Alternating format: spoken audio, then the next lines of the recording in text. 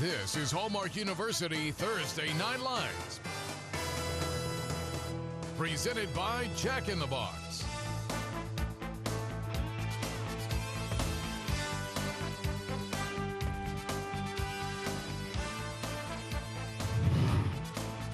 Hey, welcome to the Hill Country, everybody. Boerne, Texas is the site of tonight. Hallmark University Thursday Night Lights, and we got a great matchup. It's Brandeis against Boerne Champion, here again from Boerne ISD Stadium. Good evening, everybody. I'm Don Harris, along with my broadcast partner, Chuck Mikatinik. And Chuck, it's the Battle of the Bees. Brandeis and Boerne Champion. No shame in losing in the third round of the playoffs last year to either Cal Allen or Steele, two perennial playoff teams. That's the best part, Don, I think, about the early part of the season here in the high school football year, is that we get a chance to see a little bit of everything. And tonight, we have a couple of teams that we know are going to be good down the road, but they're both infinitely young. And one of them is finally a senior playing quarterback, Kyle Fitzgerald for Brandeis. Yeah, almost won the starting job last year for Brandeis, but this year been given the keys to the car, and he's absolutely taken it and run with it. He's done everything they've asked, and I mean, look at the week he had last week. Over 300 yards of total offense alone for this young man. On the defensive side of the ball, you can't miss this guy, Brandon Matterson. No, he is a load, and he's already committed to UTSA, and yeah, like they need any more help along that defensive line, but it's going to be a lot on this young man's plate tonight because his running buddy, Michael Gardner, on the other end, and two of their linebackers are out. Brandeis is really banged up on that side of the ball tonight. Seems like every time we come to this stadium, we see a D1 quarterback. We saw Quentin Dormady, who's now at Tennessee. And this kid, Davis Brin, already committed to Tulsa. Yeah, I mean, this guy looks the part, and I know he's super excited about tonight's ball game because they've finally gotten healthy along the offensive line. Every one of the guys that they thought were going to be their starters before the season started are going to be on the field tonight. Davis Brin should have some really good protection up front. And up front on defense, the Chargers have two D1 prospects, including Taylor Posey. Yeah, got some interest from Air Force, and of course was a all-district defensive line MVP for Boerne Champion. And then on the other end, the back end, we've got this guy, Luke Boyers, just a sophomore, but look at that, district newcomer of the year as a freshman on the football field. And Don, that's not even talking about what kind of a baseball player this young man is. Commits to TCU as a sophomore, as a freshman. Wow. So the real deal, he's some kind of athlete. Yeah, and they've told us, be careful. By the time he's done playing football and baseball at Boerne Champion, everybody in San Antonio will know who he is. Hey, we're in the Hill Country, so we're getting a nice breeze. Mike Hernandez down on the field for our ASCO Game Time weather. Mike? Yeah, you know what it is. It's breezy. Winds are out of the southeast at about 15 miles an hour. And the temperatures, even though we hit the 90s today, it's cooled down nicely. It feels a lot cooler with that breeze than the 90 degrees that we're seeing right now. And I think as we go through the evening, it's going to be picture perfect, some 80s. We're going to see clear skies, and it's just going to have a really nice breeze, I think, through the entire evening. So not bad. You know, Mike could work for Rivals.com. He's our scout on the field. Mike, who you got your eyes on tonight? Well, I was just thinking, last year's game was 24-21. It was a very close game. Matter of fact, went down to the last couple of minutes. If it is a close game, it could come down to the kicking, and Cade Pollard is a kid I'll be watching from Champion. This kid is nationally known right now. He's one of the top punters in the nation. He's already got offers from UCLA, from Army, and Western Michigan. So a lot of people are watching him. Get this, last year he averaged 47 yards a punt. Not bad. Not bad at all. Thanks, Mike. Hey, when we come back, we're excited to play some high school football tonight. It's our keys to the game from Boerne when we come back.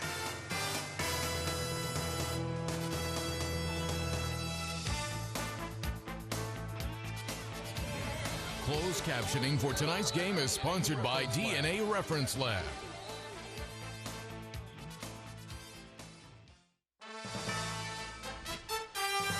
Welcome back to Boerne, Texas for Hallmark University Thursday Night Lights. Time for our Hallmark University keys to the game. Chuck, first up, the Brandeis Broncos. For head coach David Branscombe, he wants to win the turnover battle tonight. And then secondly, he wants to improve the process. Be better today than you were yesterday. It's more important than actually winning this football game tonight. And then thirdly, they want to make plays on both sides of the ball.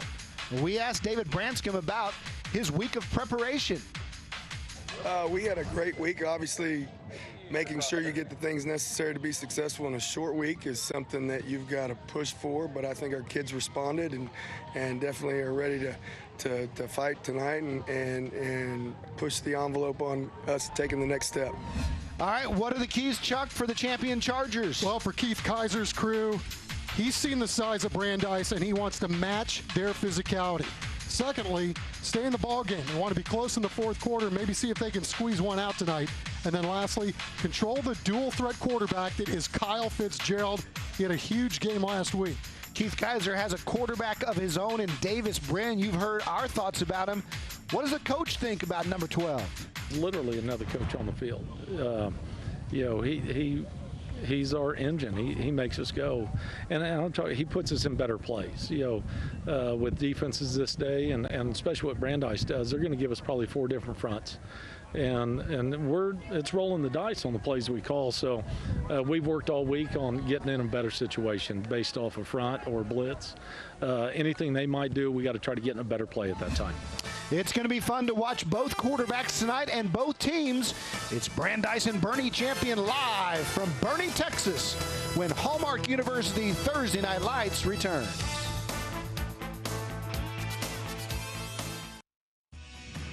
You're watching Hallmark University Thursday Night Lights, presented by Jack in the Box.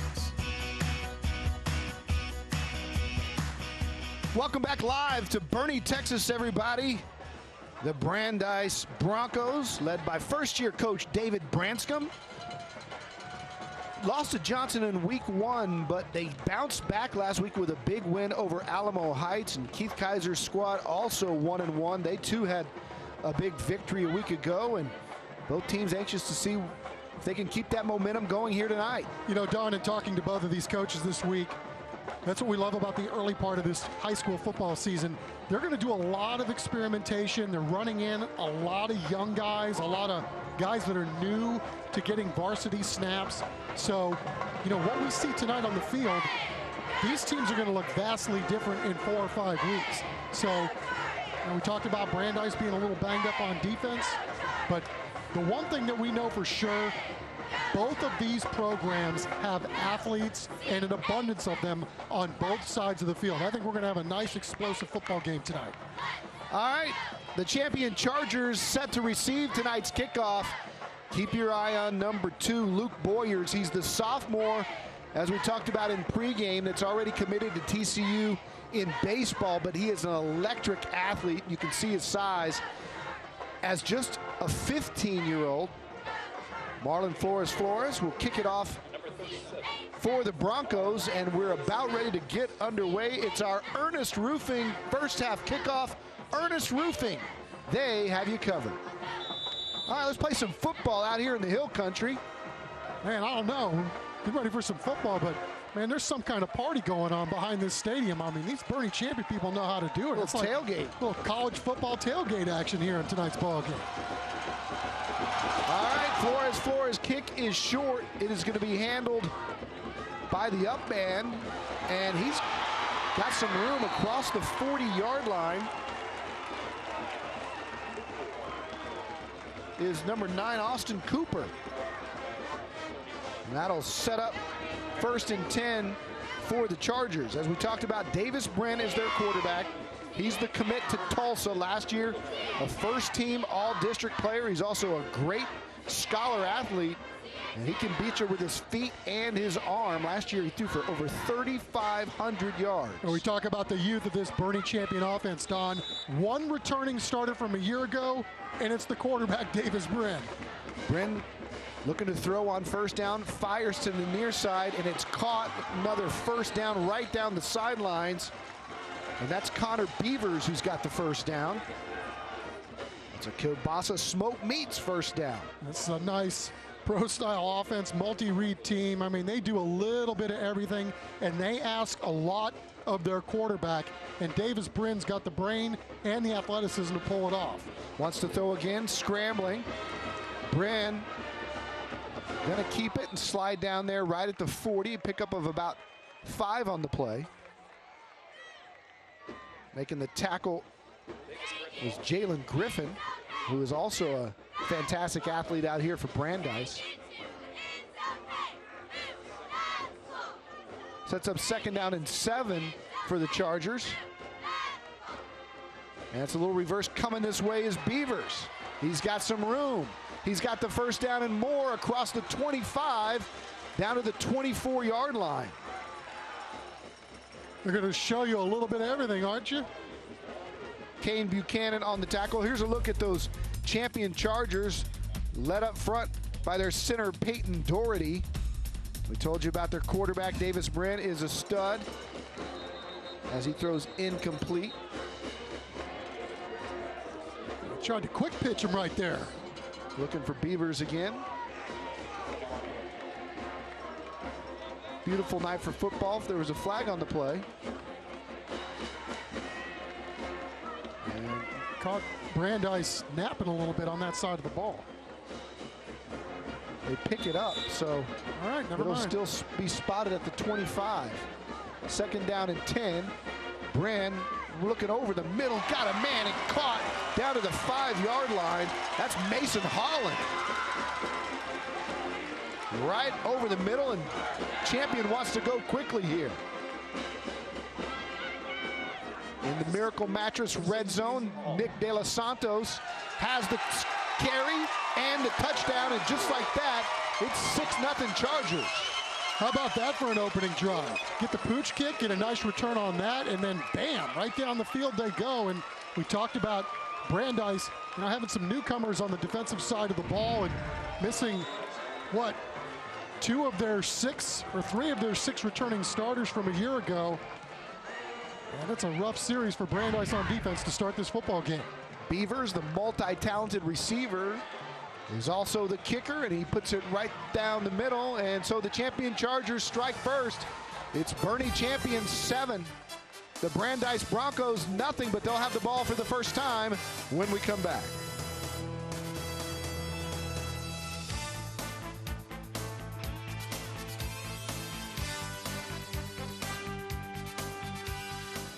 We're back in Boerne, where the champion Chargers have a 7-0 lead over Brandeis, but the Broncos haven't touched the football yet. They get their turn right now as Connor Beavers and company will come out to kick it away. That's exactly what Boerne Champion was looking for. They wanted a quick start. All week long, Coach Kaiser was really concerned about the size and the athleticism of Brandeis. He wanted to make sure that his kids were in this football game early, and that was quite a statement there on the opening drive, I'd say.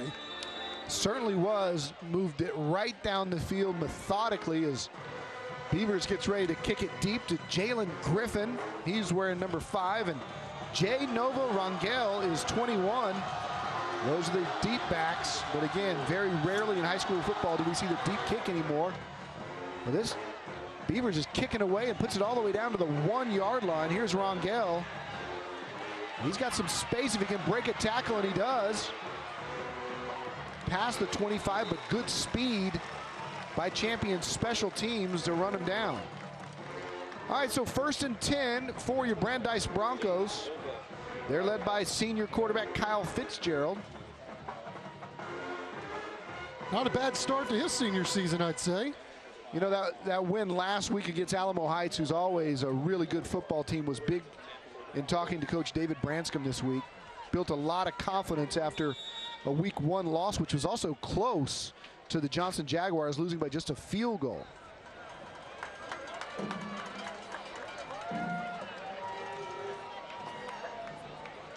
Changing the play a little bit. Marlon Flores the back with him, along with Jay Nova Rangel. Here's Flores, and he picks up a couple. Take a look at that starting offense for Brandeis. We talked about the guys up front. They're led by their center, William Draker, 6'3", 260. Chuck, you like him a lot. Oh, yeah, gotten a lot of looks from the colleges, and I guess recently went on a trip to Abilene Christian. Brandon Pake, one of his favorite receivers, but Griffin by far his most familiar target, so keep your eye on number 5. 2nd down and 9 as Flores comes in motion. And And it's a zone read keep. Fitzgerald can run. He's got 30 carries on the year. He's got a first down and more. Cuts back at the 50. What a great run by Kyle Fitzgerald all the way inside Charger territory near the 35-yard line before Lake Shower brought him down. Well, Fitzgerald really making a nice call here, tucking it down and taking off, and then you see a lot of quarterbacks half his size will step out of bounds. No way, he's cutting it up. He's got his man. Told you to look out for that guy, Jalen Griffin. And just like that, here come the Broncos inside the red zone, our Miracle Mattress red zone. Another Kielbasa Smoke Meats first down. Jalen Griffin really coming alive, and his daddy played college ball too, I believe, at Abilene Christian. Trips to the left side for Fitzgerald. He's got Brandon Pake wide. Dawson Crosby in the middle, and Griffin as they bring the tight end in motion. And this is a quarterback keep all the way, and nothing there. As we talked about earlier, Champion's got some guys filling in tonight. Garrett Rogers is a senior linebacker. He's a team captain, and he came up to make the tackle. Yeah, they got 3 returners on that side of the football. They lost some guys during the offseason, but you know, it's just typical for the kind of program that Coach Kaiser has. It's next man up, and you get the feeling they'll be just fine on that side of the ball. All right, so it's 2nd down and 9. Griffin goes in motion. They wing it out to him there. He's got some space. Griffin cuts back inside the 10. Nice gain of about 5 yards. Will bring up 3rd down. And it'll be conversion time for the Bronco offense. We were talking about Jalen Griffin. You know, he started some last year. He played a lot, actually, but the coaching staff was really impressed with this young man and how he's matured, both athletically and then, you know, mentally from junior to senior year. Kid's really opening up a lot of eyes. You can see why they like to swing him the ball in some space. All right, here's Fitzgerald, quarterback all the way. Fitzgerald to the goal line, gets the first down, but not the touchdown. So the Broncos will have a new set of down, 1st and goal from about the 1.5. And we'll see if they're a little smarter than Jason Garrett the other night when you go pass at 3rd and goal from the 2. You know, 1st and goal from the 2. Why did I know that that was going to come up at some point tonight? All right, here we go. 1st and 10. Kyle Fitzgerald with Flores behind him. The hand of Flores, who walks in for a touchdown. And the Broncos are within an extra point from tying this thing up. Chuck, we may have ourselves a track meet tonight. You know, we talked about at the onset, we thought we'd see an explosive ball game, but I don't know that we thought we were going to see something like this early. Both teams taking the ball on their opening drive, going the length of the field, and getting some punches. Hey, let's hope so. Good start. 7 plays, 72 yards, just like that. Flores is going to try to get all 7 points on this drive, and the left-footed kicker is true, and we're all knotted up. So track meet, here we come. We promised at the beginning of the season that Hallmark University Thursday night lights would not disappoint this year with the schedule that we have, and so far we've seen a very close game in week 1. Not so close last week, but we saw one of the most talented players that you'll ever see in Millard Bradford of O'Connor. And here you go. We got both talent and so far a tie ball game. Well, it's a really nice drive by Fitzgerald and company. They're doing a lot of that stuff with his feet on the ground, and then Flores getting a punch there at the end, but really good job. And an early statement by Brandeis. You know, you give up the opening kick and they go down and score, and then your offense gets back on the field, does Brandeis, and goes down and gets the equalizer. That's a good start. I feel like we're working a Big 12 game here. I know, it's great. You can smell the hamburgers and the hot dogs, and everybody's settling in, and get treated to some early action. And maybe, what, 56, 58 by the time it's all over? Yeah, we'll be all right with that. Take that. We even started a little bit early tonight.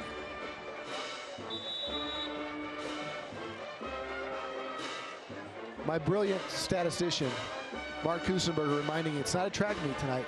It's a horse race because you got your Broncos and your Chargers. He's always working it. That's right. All right, here's the kick. It's going to be short again. Here's Boyers. The sophomore is going to be going for negative yardage all the way back to the 15-yard line. And we had a really interesting play there because it was a pooch kick. And his teammate actually called for the fair catch and let it go over his head. Oh, he knew who he wanted to get the football. And Austin Cooper, I thought they might throw a flag on that. There were a lot of guys in on that play, including Kane Buchanan as we sent it down to the sidelines, and Mike Hernandez. All right, folks. Hallmark University, of course, is our title sponsor, and I'm joined by a really interesting fellow. We've had a lot of good conversations. Another ex-military guy, and this is Jay Gregson, and he runs the aviation over there at that school. He's the provost. Yes, tell us a little bit about the program, because it's outstanding. Yes. Well, we started in 1969 as an airframe and power plant school, and now we're a university. And so our men and women can go earn their associate's degree in 2 fields, get an A&P license, all within 15 months, and get on with their career and get on with a great career in aviation. And so we're top in Texas and top 10 in the United States, so we're really proud of that. And this really sets up people that come to the university and major in that, where they can go out and step out and get a job right away, right? Oh, yes, sir. Our partners that we place our students with know our graduation cycle, which is every 8 weeks. So they know when our folks are coming down. And as I talked about this morning, the character mixed with our superior skills and knowledge training that we have in our school makes for a great employee. So we're proud to be able to work with the Lockheed Martins and the Textron Aviations and the L3s that are knocking on our door every 8 weeks. All right, so we've been talking about a special announcement that you guys have been wanting to make. Go ahead, sir. Tell us all about it. So Hallmark University, as we've been saying, is here to serve our community. And we understand as educators what it takes to educate and to develop the future of our country. So through sports and through academics, we want to award the educators within our community for what they do. So through a nomination process that we're going to distribute out this next week, we are going to send 2 people on a cruise, all expense paid trip, 5 days out, go out of Galveston, give you a little spending money, and we would just want to honor those who are educating our youth. That's so great. I'm really excited Thank about you so much. I appreciate that. Yes, sir. And thank you to TNL for helping us serve our community. We love having you as our title sponsor. Thank you so much. I appreciate it. Back to you guys. Good stuff, Mike. Thanks a lot. Thanks again to Hallmark University for all they do for the kids here in San Antonio, providing a bright future for many students. And it'll be first down and 10 for the Brandeis Broncos, getting the football back after a good defensive stand to keep the high-powered Chargers in their own territory. Yeah, you know, David Branscom's got a defensive background, so you know he was really happy about that 3-and-out. And a nice bounce-back series for the Broncos on that after getting gashed on that opening drive. All right, here we go. It's first and 10 near midfield for Brandeis. Coming off that very efficient drive last time, but a little confusion in the play call here, and so they'll take a timeout to talk it over. Yeah, getting back to that last drive.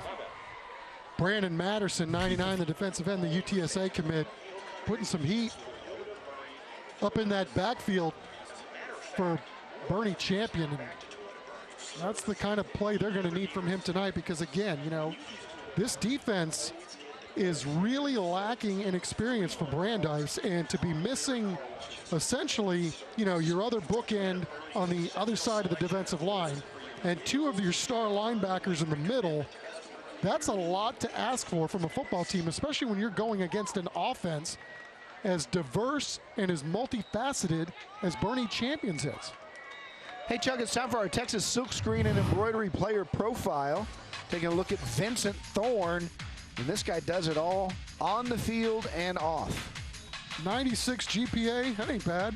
Chess club, so you and I, we play checkers, so we don't know, but he even does track and field in the shot put there.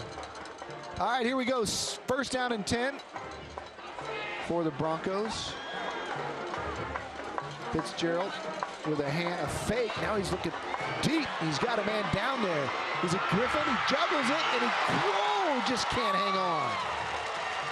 How about that dime, though, from Fitzgerald?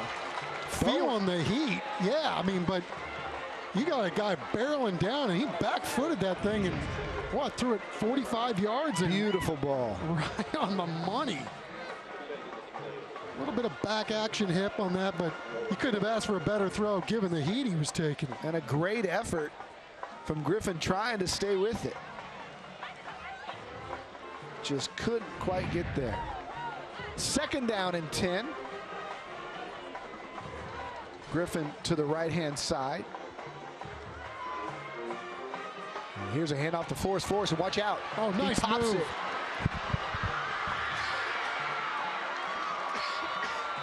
How about that cut, Don? I mean, that thing looked like it was going to go over about 4 or 5 yards. You talk about sticking your leg in the ground and making somebody miss, and Flores and showing off the speed too. Look at that, you can tell he's been coached. He even switched the ball to his offhand. Took a little lick there at the end, but keeps on ticking. That play was so good it choked me up. Inside the Miracle Mattress red zone. It's like, why are you pointing at me? Oh, you're having a fit. Over the middle, intended for Griffin. Not quite going to get it. Justin Allen there to make the stop. Yeah, the senior DB doing a really nice job closing in on that and able to knock it away. Forcing Champion here into a 2nd and 10, and looking at their wristbands, getting the play, and looks like Mr. Griffin is thinking that he should have caught that, but I don't know, man. That's a lot of big leaguers that don't make that play with a guy barreling down on your back. All right, so it's 2nd down and 10. Broncos on the move. And this time it's Fitzgerald all the way, a quarterback keeper from the get-go. And he's fighting for it, but he only gets back to the line of scrimmage. A lot of Chargers there to make the stop. Yeah, including 49 Patrick Dean. You know, he's not going to get credit for the tackle, but he was the guy that kind of blew that thing up early. Because Brandeis had a couple of blockers out there on the edge. Look at 49 kind of come in there and wreck it till his buddies could get there. That's a really nice play. That ball looked like it got a little jiggly in there, too. You can hear the Brandeis coaches next door screaming and yelling. They don't like something, but here we go. 3rd down and 10. Full backfield. And they're going to have to burn a timeout because they were about to run out of town. All right, when we come back, it'll be a conversion down for the Broncos. It's all knotted up here in Boerne.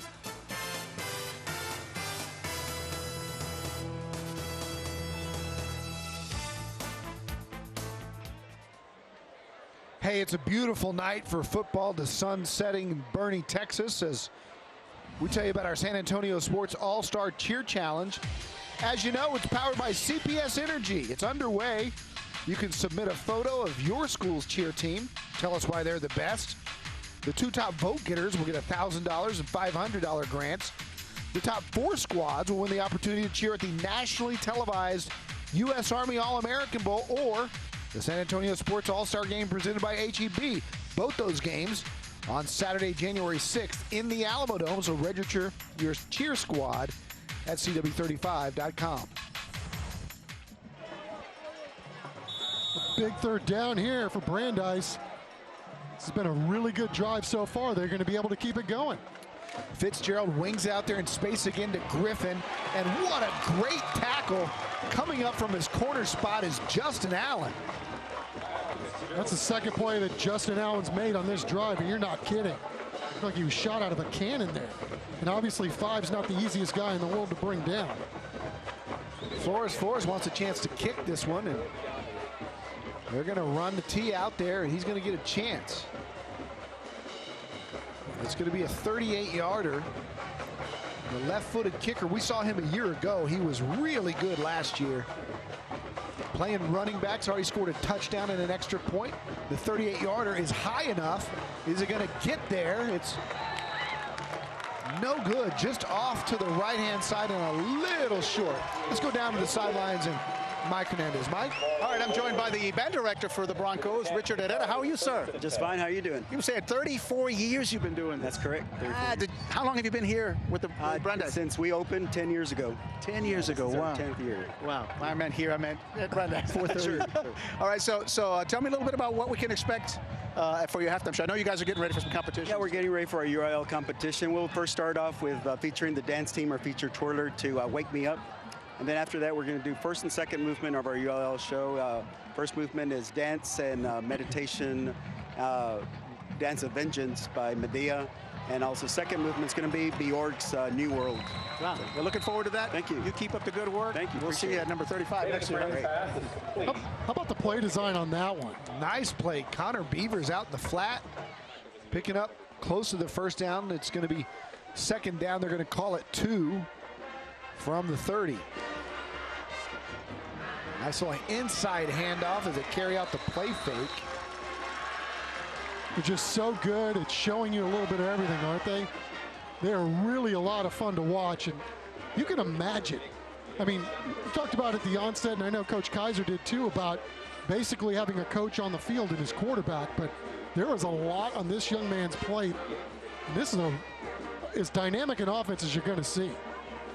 Bland wrapped up in the backfield for a loss. Alex Trevino, the first man there. And now, what looked like a great momentum starting drive is going to back them up to about 2nd and 15. Yeah, anytime you get a nose tackle getting in there, that really says a lot because those guys are usually getting double teamed. And Alex is just a soft mercy. He's a big kid. We're going to fire it out here to Beavers again, and coming up to make a great solo tackle is Johnny Rueda. The corner is tackling in space really well tonight for both teams. Yeah, but you know, we talked about it. Of course, we probably jinxed it with the 2 early drives for touchdowns. Then we get a couple of stops, and now it looks like the defenses have settled in. And on that one, the wide receiver was waiting to get a block. It didn't happen, and then you're right, a great tackle in space.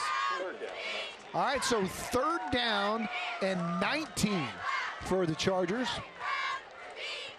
Beavers comes in motion, and it's a play fake. And coming over here one-on-one, he's got a man, and it's knocked away again. Good coverage, no flag. He almost got that rebound. And he still almost caught it. Boy, really good play on both ends Michael back Rodriguez was there with the coverage, but I'll tell you what, Chase Locke fought this till the end. He almost pulled a Cole Beasley. Look at that. Oh, fantastic effort. Never giving up on this ball, even to this point right there. That's incredible.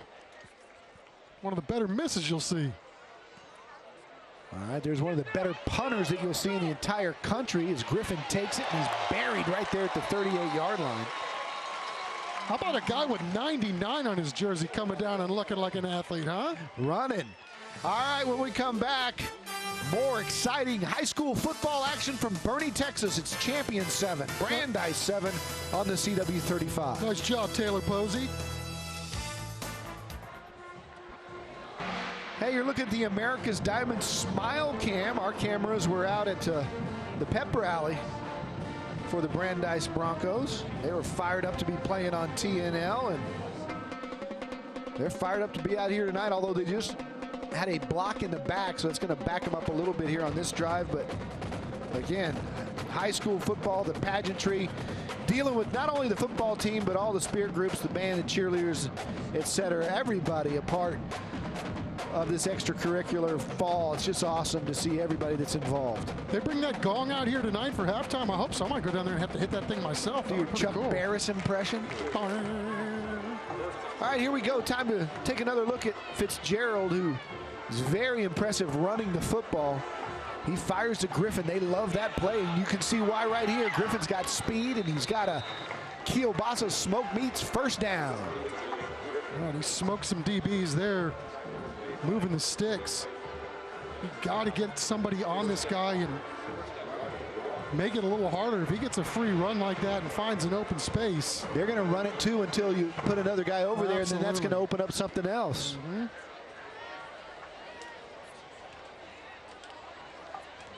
Fitzgerald joined by Flores in the backfield. His tight end Cardenas, who they love to throw the football to, big number 94, goes in motion. And this is a quarterback keep for Fitzgerald, and he picks up another 5 or 6. He's got great hands and great feet, kind of deceptive there with that zone read. And we saw last week against Alamo Heights some really nice plays where he was able to tiptoe through traffic and make big plays. Yeah, I mean, and beat him with his arm and his legs last week at over 300 yards total offense. Really outstanding tackle by Luke Boyers in the open field. Giving up some height because Fitzgerald's not the smallest kid on the planet. He fires over again to Griffin in space, and Griffin's right at the stick, but it looks like he's going to move it for another Kielbasa Smoke Meats first down. Well, this Griffin, he's a special player, electric, and you know, his dad, Don, I've been calling on him for years. His dad is a professional sports agent and works for a company out of Houston. And they've negotiated, his dad, Jeff, over $1 billion in NFL contracts. They're starting to work on the baseball side too. They got Austin Jackson of the Cleveland Indians, so he's grown up in sports. Yeah, obviously with his dad. What's 4% of that? Oh, he can throw it too. Griffin pass down the sidelines, got a man, and a great effort laying out for it was Brandon Pake, but Griffin just overthrew him. And Griffin's hobbling a little bit. I don't want to get him hurt. In fact, it looks like he's going to sub out.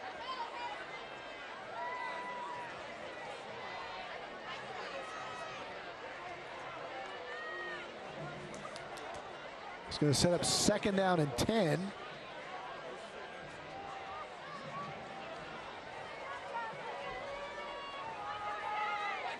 Fitzgerald's going to hand it to Flores, and he's going to turn it up. Picks up about 6. You know, we've called Flores a lot tonight, and I don't know if people know. I mean, he went back and forth last year as a starter, but you've seen him punting, you've seen him kicking. Don, this guy is also one of the best soccer players in the city as well. I believe it. He looks like a fantastic athlete. I mean, he's been in the Fires in other sports. They really like his moxie, as you could tell. I mean, he's been one of those guys that, you know, you just can't have too many of them on a football field. Good athlete and good brain, too. On cue. And tough. He wants to prove you right, and he gets another first down, but that's going to run out the clock in the first quarter, and it's tied up at 7-7. We've got a good one here in Boerne, Texas. Glad you're with us in the Hill Country. More Hallmark University Thursday Night Lights when we come back.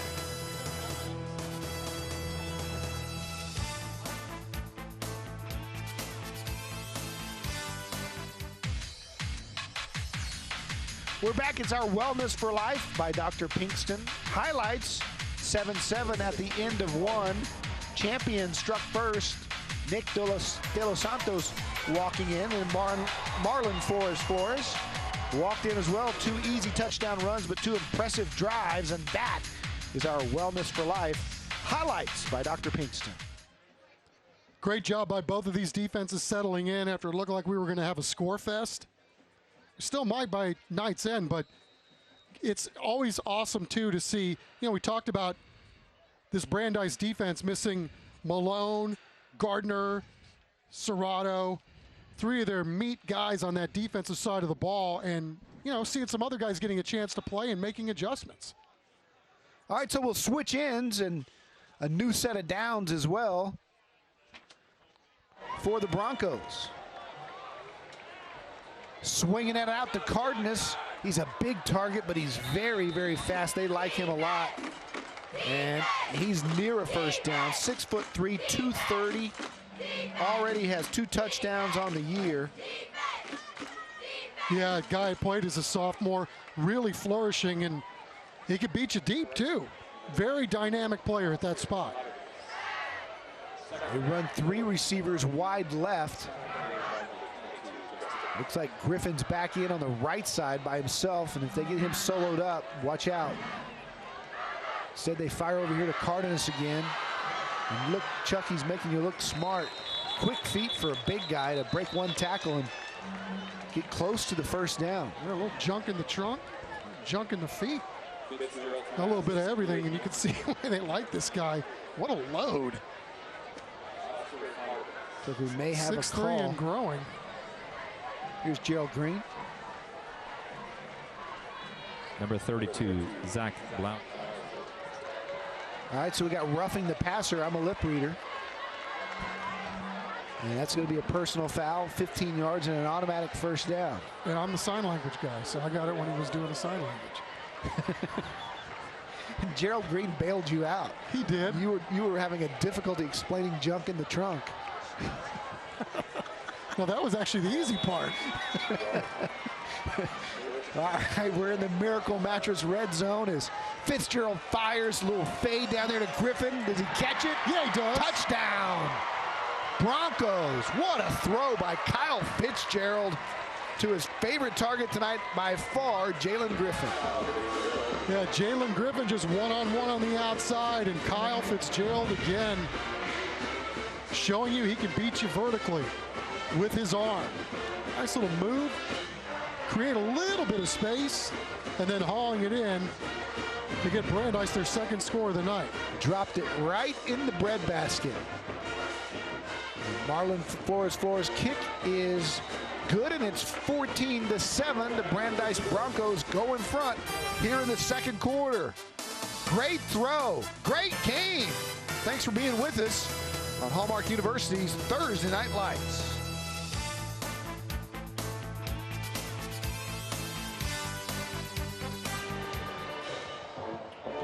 All right, welcome back, everyone. Again, I'm joined by some fine gentlemen here to my right, a face you're very familiar with, from San Antonio Sports, President and CEO Russ Bookbinder. How are you, sir? Thanks, Mike.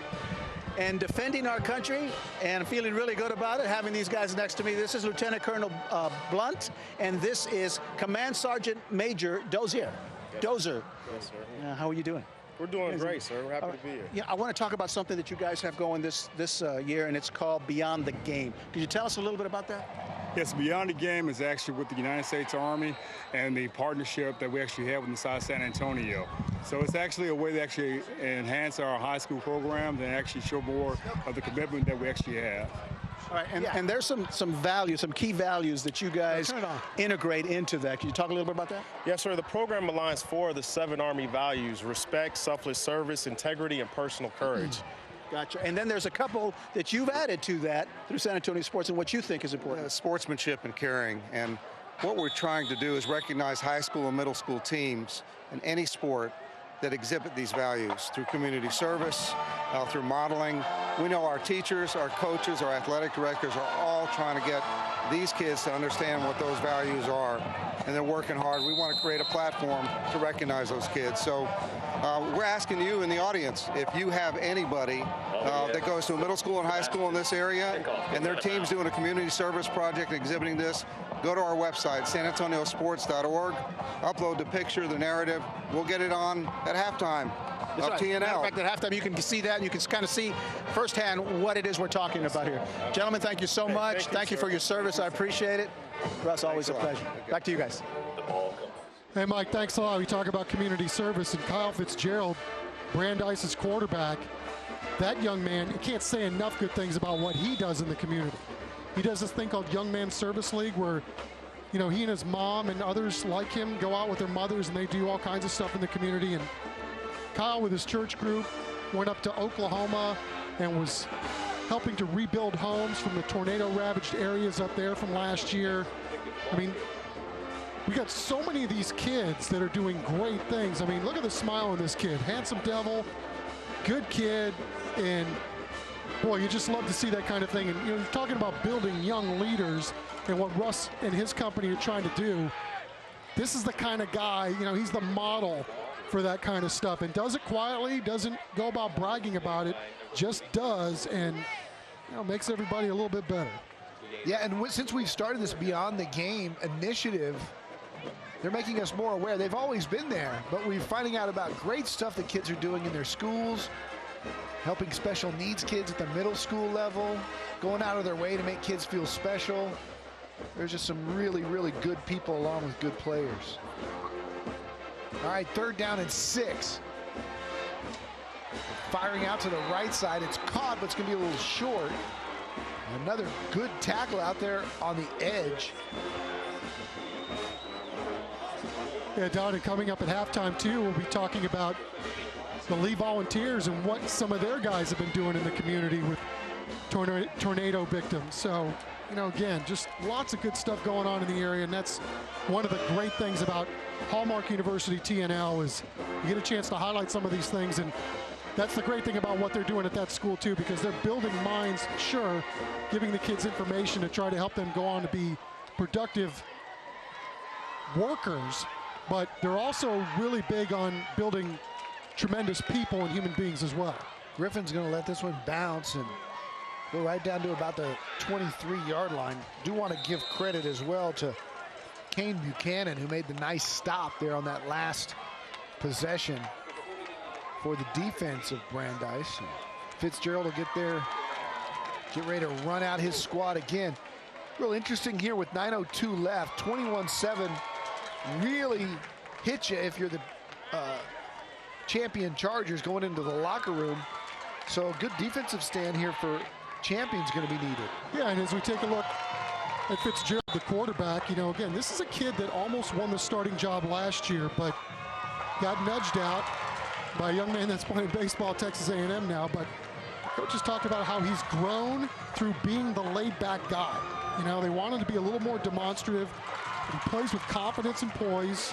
I've seen him already make some plays tonight, but they're just really thrilled with his development early on as he sees them as, you know, first game action as the guy back there. He's acted like he's been running it forever. Yeah, but he took a big shot right there from Corey Collinsworth. He's the UTSA commit, big number 90, 6'2", 275, and he takes up a lot of space on that defensive front. I'll tell you, the defensive linemen that they already have at UTSA, it's absolutely stunning how much havoc those guys wreaked up front. And look at these guys again. Oh, just standing up. The receiver was Zach Blauser. Not a big kid, but boy, did he make a big pop on that play. There's a collision nominee.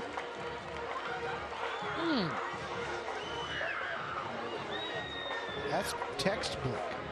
Senior linebacker getting on TV, getting a little tape time. Yes, sir. Going to be able to save that tape. And by the way, you can always see all these games archived on our website on the CW35.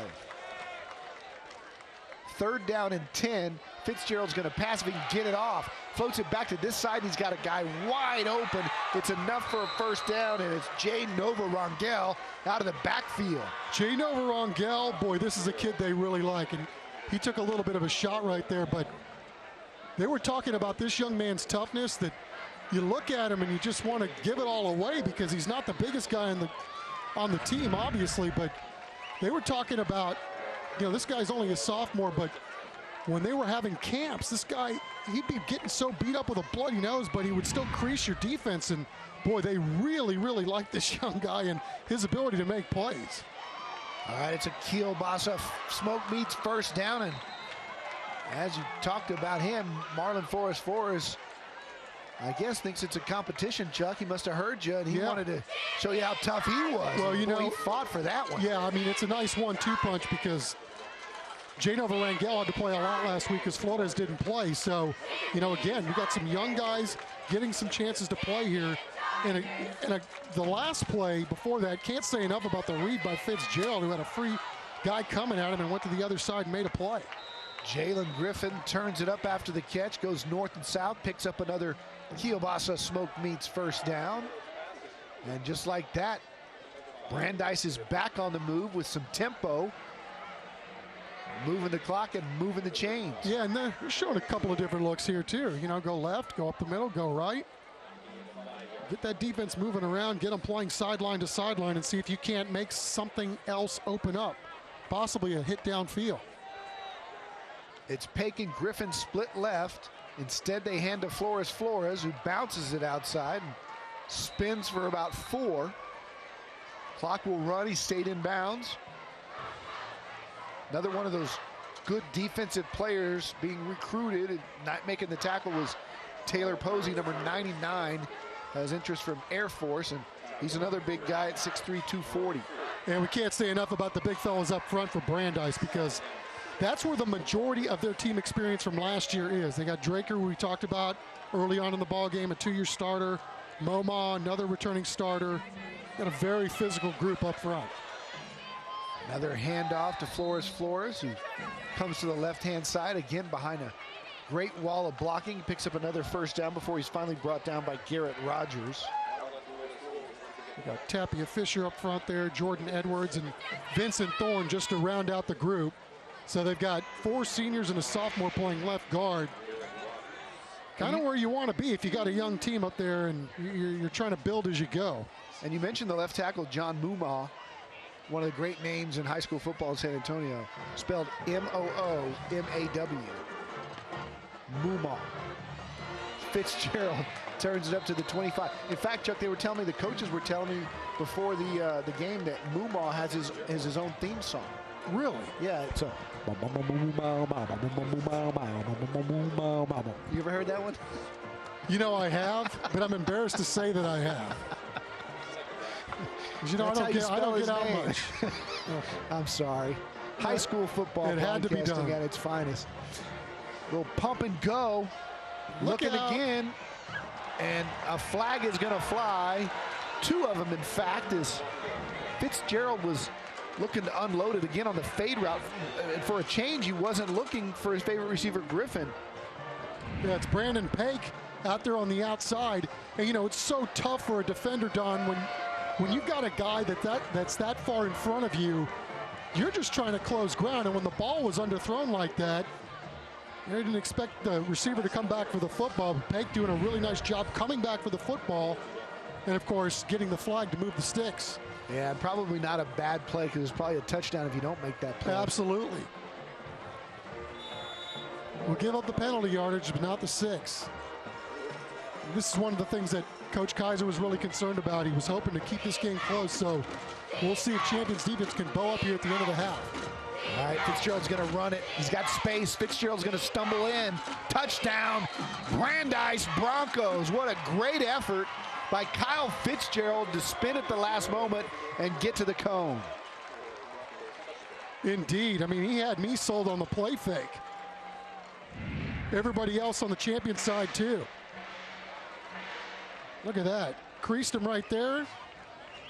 And it took a shot. Took a shot, but still able to take that big 6'3", 6'4", whatever he is, and jam it in. So Brandeis with a little separation here in the second quarter. As Flores will try to split the uprights to give him a 21-7 lead. Nice grab by the holder there after a high snap. And the Broncos go up 2 touchdowns. Champions got their hands full here at home in Boerne. We're coming back after this. Yeah, assist to Brent Mathis.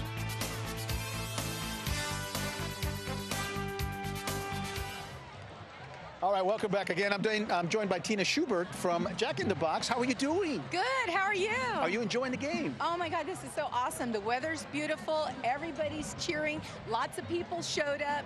It's great to be out here. Did you notice they all had Jack in the Box? Oh yeah, cups everywhere, burgers, they have a little ketchup on their mouth. I see it. And again, we thank you for being one of our sponsors. Really appreciate it. Oh, always. This is so wonderful. Thank you for letting us be partners with you. Okay, so we've been talking about the different things that you leave people with. Let me see, you had, it was 3 for something last week. And 3 before for that, 3. You still have that one? We still have the 3 for 3. And then you had, pick any of the 3. Then you had some like really giant monster sandwich. Really big chicken sandwich. You got to come out and try it. Really big. Okay. Really big. It's awesome. Thank you, Tina. I appreciate it. And great. Thank you, Jack in the Box, for supporting us. Tina's taking over TNL. I love Tina. What a great personality for our friends at Jack in the Box. All right. Flores kick is taken at about the 18-yard line. And spinning across the 30, and a really nice return for the Champion Chargers is number 1, Austin Jones. Well, we'll see if the Tulsa commits got a little something up his sleeve here with 4:22 left in the second half. Obviously, Boerne Champion could really use a counterpunch to that last Brandeis drive. Really give Brandeis something to think about as they enter the halftime locker room. they had that really great opening drive. They went right down the field like sauce through a goose, but it's been an uphill struggle ever since. And can't say enough about some of these young Brandeis guys getting a chance to play defense for the first time. Not that kid, though. Not at all. Inside handoff.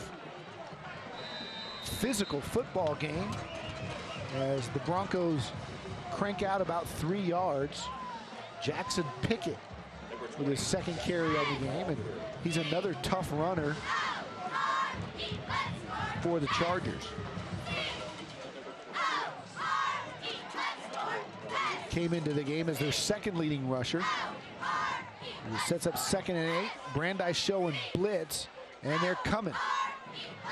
Bryn fires out to the near side. That's Beavers. He gets the 46 before he's pushed back. They'll leave him short. It'll be 3rd down. Young Brandeis guys doing a really good job now ever since that opening drive of swarming to the football. It's like they bend a little but don't break, although Champion looking at it like 3rd and 3 here to pick up the first. Yeah, big play here for Champion. Already down 21-7 with 3:19 to go. Flag flies.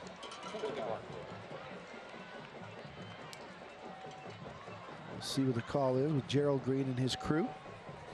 See how good your lip reading is. Fall. False start on that one. I got it. You don't have to read lips to understand it's traveling. That's right. Well, it depends on what league.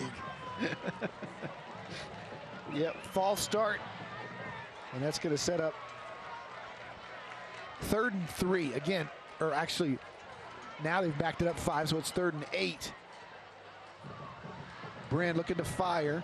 Does, got a man wide open, caught down the sidelines, inside the 30, and out of bounds is Austin Jones.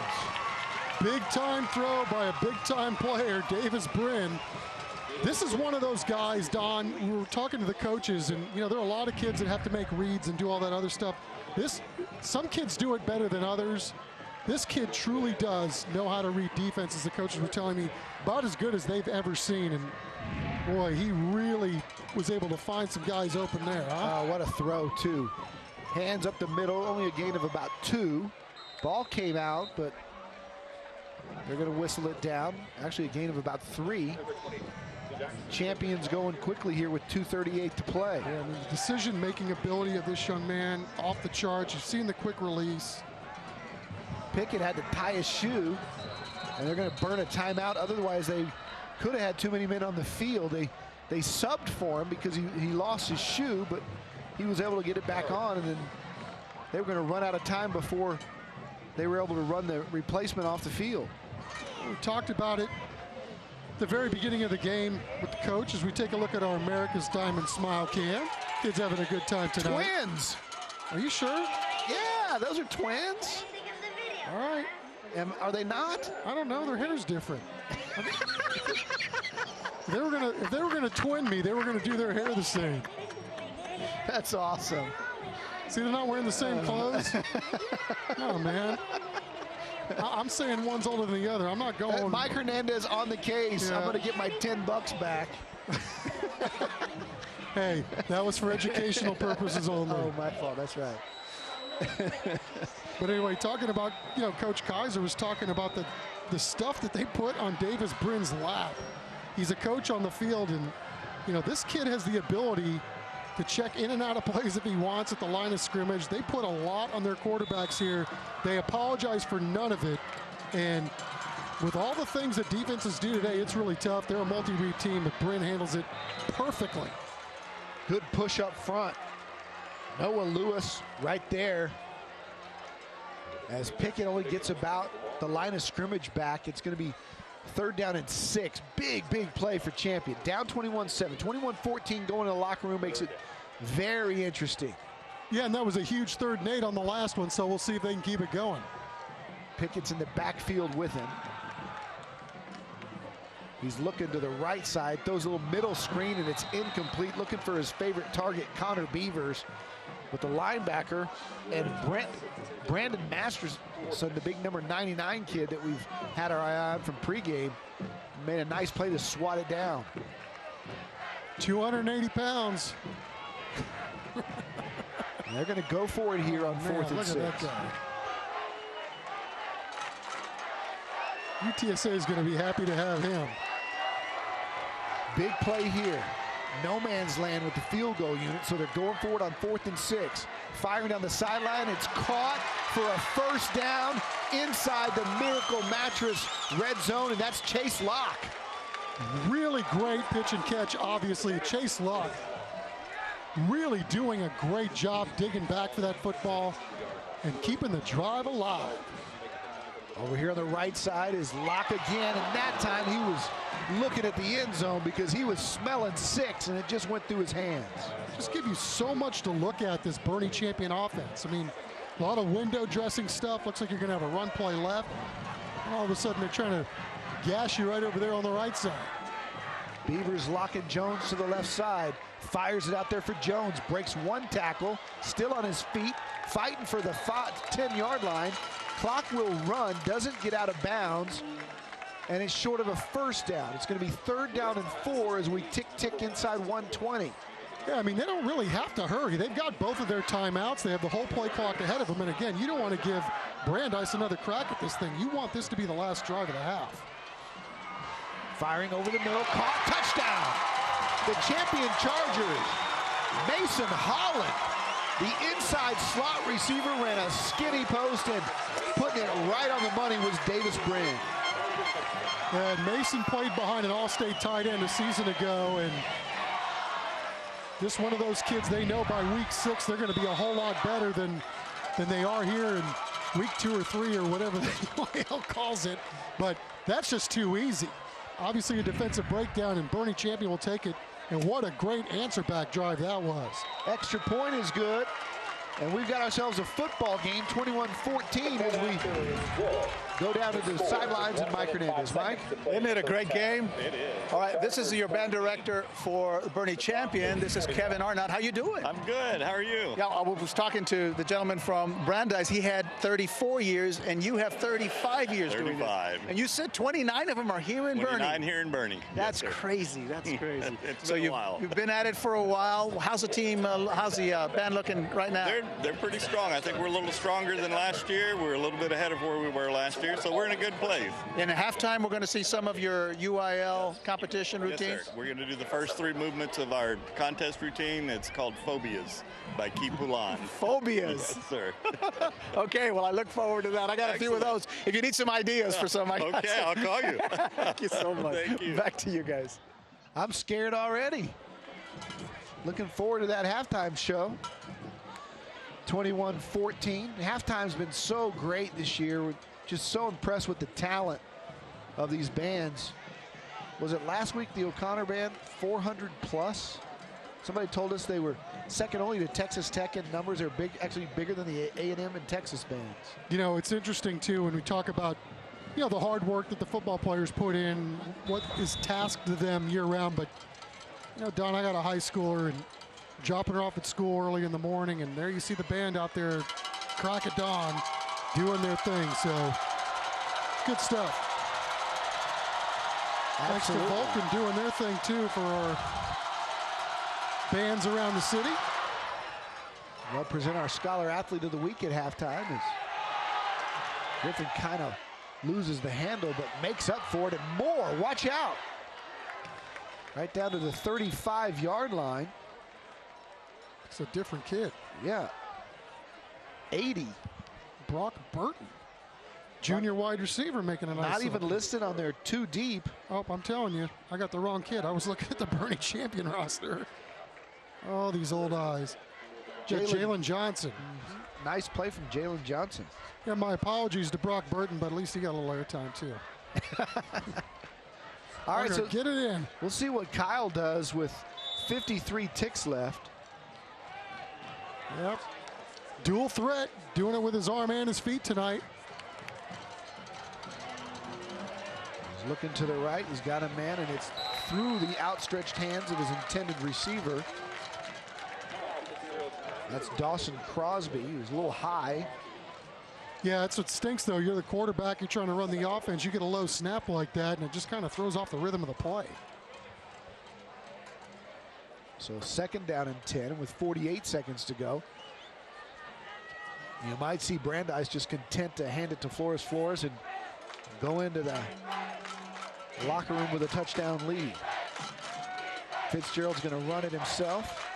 Now he fires. He's got a guy, and it's just through the hands of Crosby, but 2 flags come in late.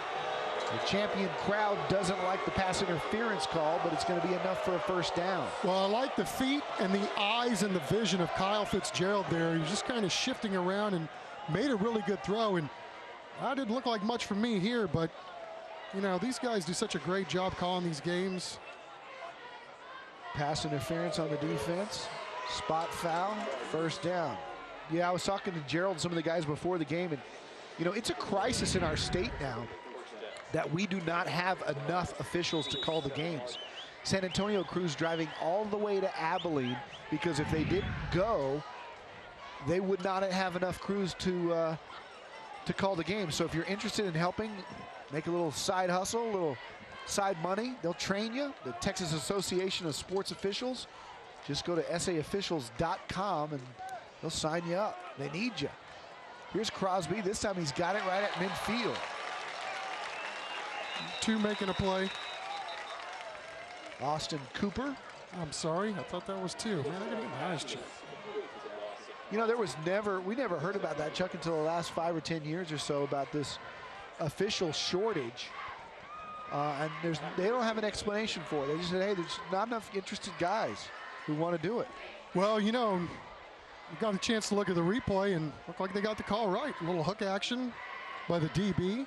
So, yeah, these guys do a fantastic job. And I don't know. I mean, obviously it's a thankless job. Absolutely. You know, and they're great guys. Right. And they're doing the best that they can. And I was guilty. I was one of those basketball parents that yelled at the officials all the time.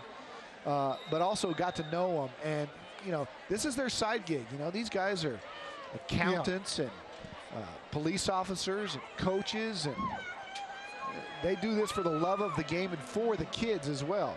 And I mean, you know, and I've got kids that played baseball, and I mean, you should hear some of the parents railing on them from there. I mean, you got a lot of growing up to do, mostly as fans and anything else. Gerald throws his flag from the referee spot as Fitzgerald runs and gets out of bounds, but that's coming back when the referee throws a flag. He's always watching the interior line to see if it's holding. That's probably what he's going to call here. Holding. So that'll back him up. Yeah, so you're Boerne Champion, and you got 2 of your timeouts left. You think about nuking one of those bad boys if you keep backing him up, or you just let it go? I don't know. At 23, you don't want a turnover. You don't want a pick six or anything like that. I think you've got a touchdown lead. I would be content with the lead. They're going to fire over the middle, and it's caught. What a great throw and catch from Fitzgerald to Griffin. And Fitzgerald's getting up a little slow. He took a shot. They don't have any timeouts, but that was a missile. Corey Collinsworth got him, but he's back on his feet and slinging it again. The same route. And Griffin selling out again to try to make the tackle. Yeah, if nothing else, that just stops the clock. Right there, I'm sorry. Because, you know, if that ball's completed, it would have been really hard to get to the line of scrimmage and spike it. So it's probably a heady play by Fitzgerald. I think he airmailed that one on purpose. He's got the arm to get it there. Indeed. So we might see one heave to the end zone. Rolling out to buy some time. Now firing that way for Griffin, and it's incomplete with 2 ticks left, and that'll end it. You got a little home cooking with that clock. Clock's strike 0. And Griffin might be shaken up a little bit, but his squad will go into the locker room with a touchdown lead, getting all they can handle. He's a tough kid, man. Look at him going up in traffic.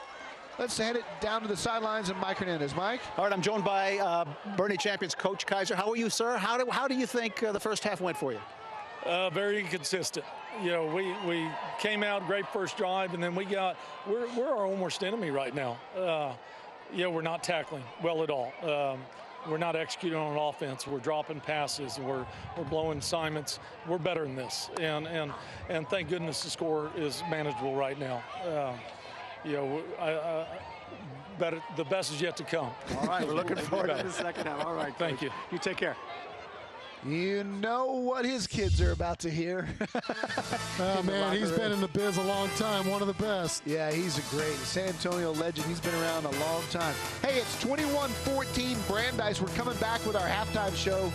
Don't miss the bands. Get ready to vote for your band grant. We're coming right back.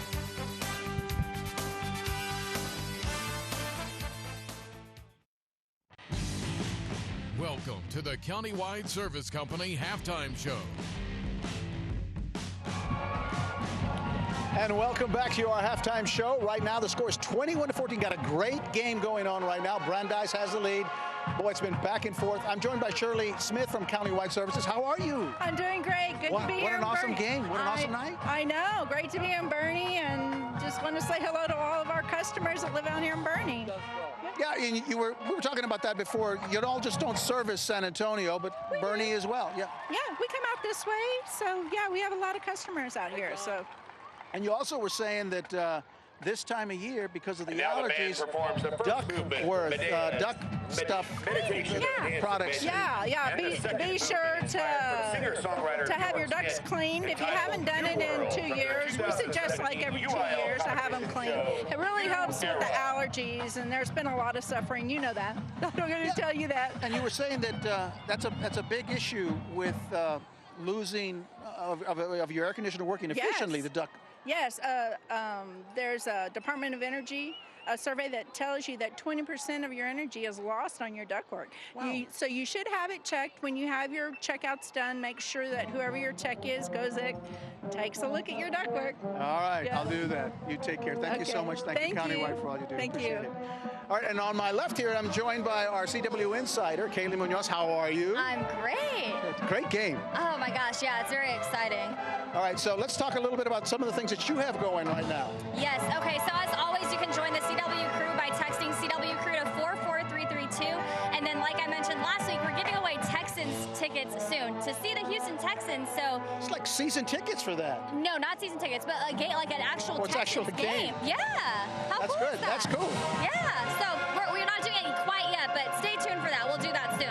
Okay. All right. And again, if people want to just join and become CW insiders, what do they do? Yeah, CW crew, text CW crew to 44332. 44332. All right. Got it. Thank you, Caitlin. I appreciate it. All right. It's time for our halftime band performance. Starting out with the Brandeis Broncos. They're right behind me. Let's listen in and see what they do.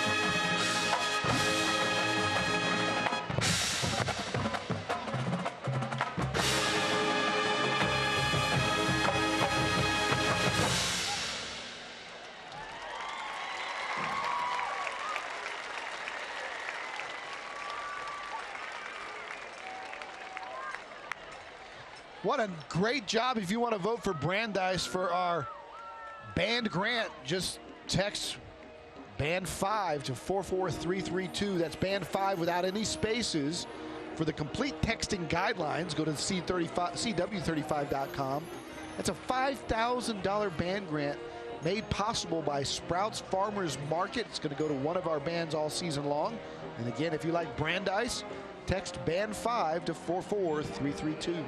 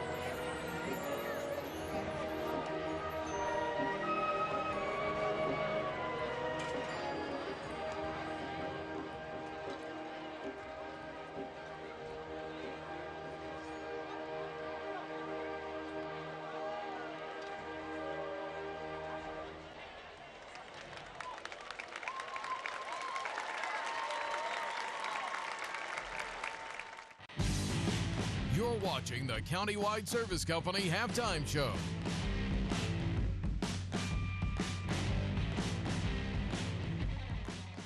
We're back in Boerne.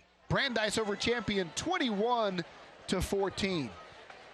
It's a good football game, and you know, every halftime we introduce you to our scholar athletes. Vulcan Materials Company, they sponsor a $10,000 scholarship. Each week we will highlight one student from each school playing on TNL. At the end of the season, one featured student is going to be awarded a $10,000 grant presented by Vulcan Materials Company. Let's meet this week's students.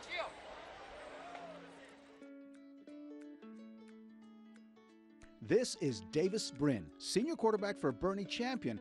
Now, playing football and leading the team is nothing new for Davis. I started playing football, I want to say around 3rd grade. And so just been doing it ever since and playing quarterback ever since I started playing. So looking forward to the season, senior year. And so last time to get on the field with the Chargers, so I'm excited. He has a whopping 106.10 GPA. And he says playing football and being near the top of his class in academics is not easy. It's tough to balance school and sports. It's a lot of, you don't have very much free time. But there's taking a lot of AP classes and all that. It's just, school is very important to me, so I keep my focus on that. Davis is a member of the Student Council and the Charger Stampede crew, but he says his favorite thing to do is working with the Special Olympic basketball team. I've been involved with that for 2-3 years now, so I really love getting out there with the kids and watch them having a good time. Our next scholar athlete comes to us from Brandeis High School. Meet Kyle Fitzgerald. Now, Kyle is also the starting quarterback for his team and team captain. I played QB all my life ever since I started playing football, so it's just kind of a thing that's come natural for me. And I really haven't moved anywhere else, and it's just somewhere where I feel comfortable. Kyle has a GPA of 97.71 and says starting as a freshman and focusing on grades is really important. And as far as juggling football and sports? It's all about just time management and not procrastinating, really. I mean, of course, school comes first, always, and so you just got to keep that in mind. Get up and practice. Just my philosophy is just knock it out, get it done. He's involved in a host of community activities such as the Miracle League of San Antonio, August Heart, and volunteering at the San Antonio Food Bank. And as you might imagine, his future goals are very lofty. I've actually applied to Texas A&M University. It's where my parents went, but it's also just somewhere that feels like home to me. And I don't want to play football. I just want to focus on my education, and I plan to major in business there and go to Mace Business School and either major in finance or management. And then I want to go on to get my master's in sports management and even possibly get my law degree. Congratulations to Kyle and Davis, the Vulcan Materials Company Scholar Athletes of the Week.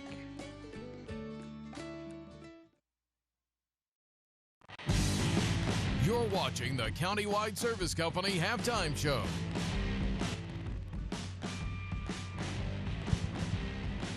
All right, we've heard from Brandeis. How about that Boerne Champion marching band? They're taking over the field. Let's listen in.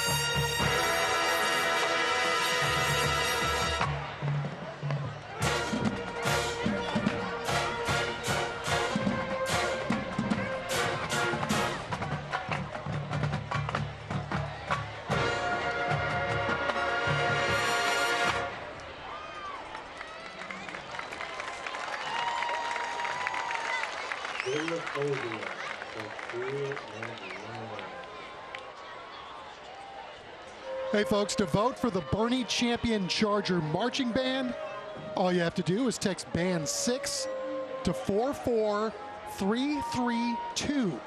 That's Band 6 without any spaces. For complete texting guidelines, go to CW35.com. The $5,000 grant is made possible by Sprouts Farmers Market.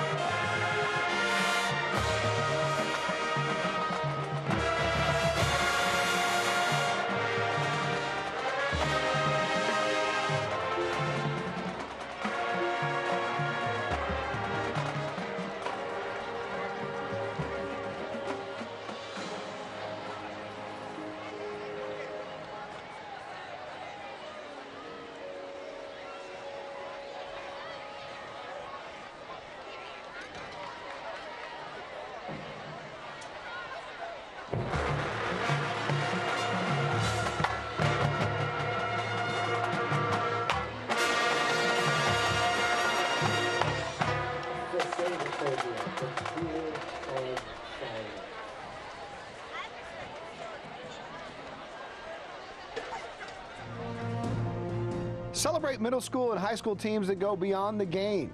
San Antonio Sports and the U.S. Army are recognizing teams that have exhibited key values through their actions. This week, we recognize the Lee High School football program.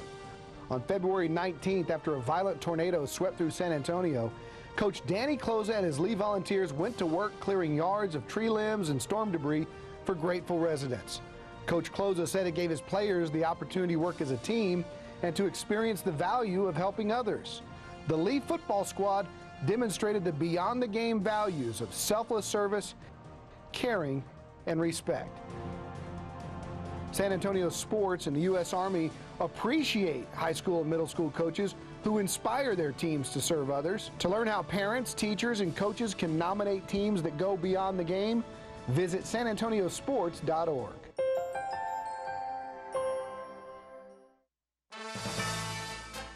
Thank you for watching the Countywide Service Company Halftime Show. Stay tuned for the second half of tonight's game.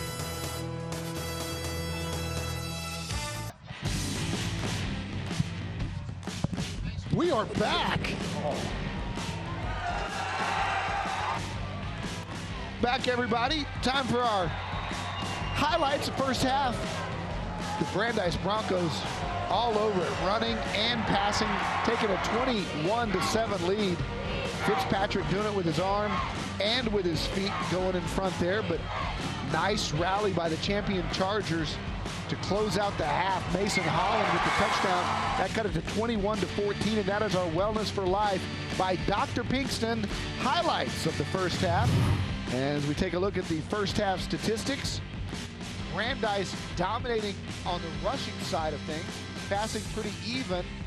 And although Brandeis is dominated statistically, Chuck, and even with Champion with 5 turnovers, they're only a touchdown behind. And that was what Keith Kaiser was hoping for tonight. Keep this game close, try to extend it as much as possible. He's got a really young group, and then maybe see if he can't sneak one out here in the fourth quarter. Well, he wasn't very happy going into the locker room, as he told our Mike Hernandez, but we'll see how the Chargers come out here in the second half. Fired up, they're at home. We got a good crowd out here, great halftime show, great community out here, Bernie. Love Athletic Director Stan Leach. Done a fantastic job. Got a lot of friends out here. Basketball coach Kimball McCone of the Greyhounds. And there's Mark Lara, Chuck, and this is just a special story for the Brandeis Broncos. Well, you know, they're dealing with an awful lot. I mean, this is a kid, Mark Lara, they were thinking was going to be their stud linebacker. He's just a junior, and he was having some back issues, so he went to the doctor and initially thought it was just some bulging disc issues, but turns out the young man's got cancer. And you can see what a brave guy he is. He went in this week and got his PICC line put in, and he's going to start his chemo later this week. But this is just an unbelievable bunch of steps that this young man's going to have to take, and his community's going to have to take with him. They're all wearing his number 35 on his helmet, on their helmets. And, you know, Coach Branson says, you know, this is rough, man. I've never had or come across a story like this that he's had to deal with a kid that's battling with this, and how fast it escalated. And then, you know, they've got a young man who's fighting for his life, who's going to be a major part of their plans and a huge piece of this team. And, you know, it's hard for these other guys that call themselves Brandeis Broncos to not give great effort to see what their teammate is going through. And, you know, look at him. I mean, he's a beacon of light, and he's going to be an example for everybody here that watches him go through this. And it is, I mean, they talked about this kid being just a football guy. You know, worked his tail off to try to get on the field.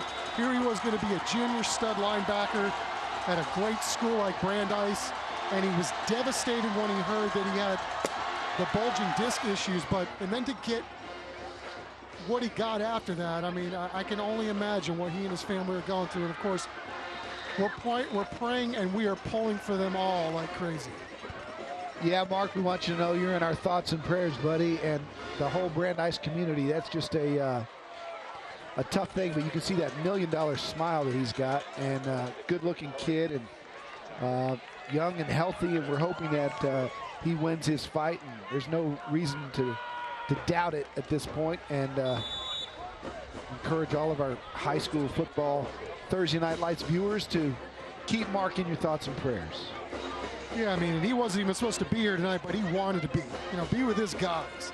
Be with the guys that he grew up with, battled with in camp. And, well, it's just one of those things. I mean, you talk about, you know, everybody has their trials and tribulations, and you never know when your next issues going to come along, but puts everything in perspective. And we're talking about football here on a Thursday night, early fall, and there's some other people dealing with a lot bigger stuff than you and I are dealing with. Yeah, football is just not even a part of it, really. I mean, your teammates are, and there's a lot of great lessons you learn from football, but this is when real life jumps up and puts everything in perspective. Our Ernest Roofing second half kickoff has set up the Broncos at their own 30, and we've got a fumble is still loose.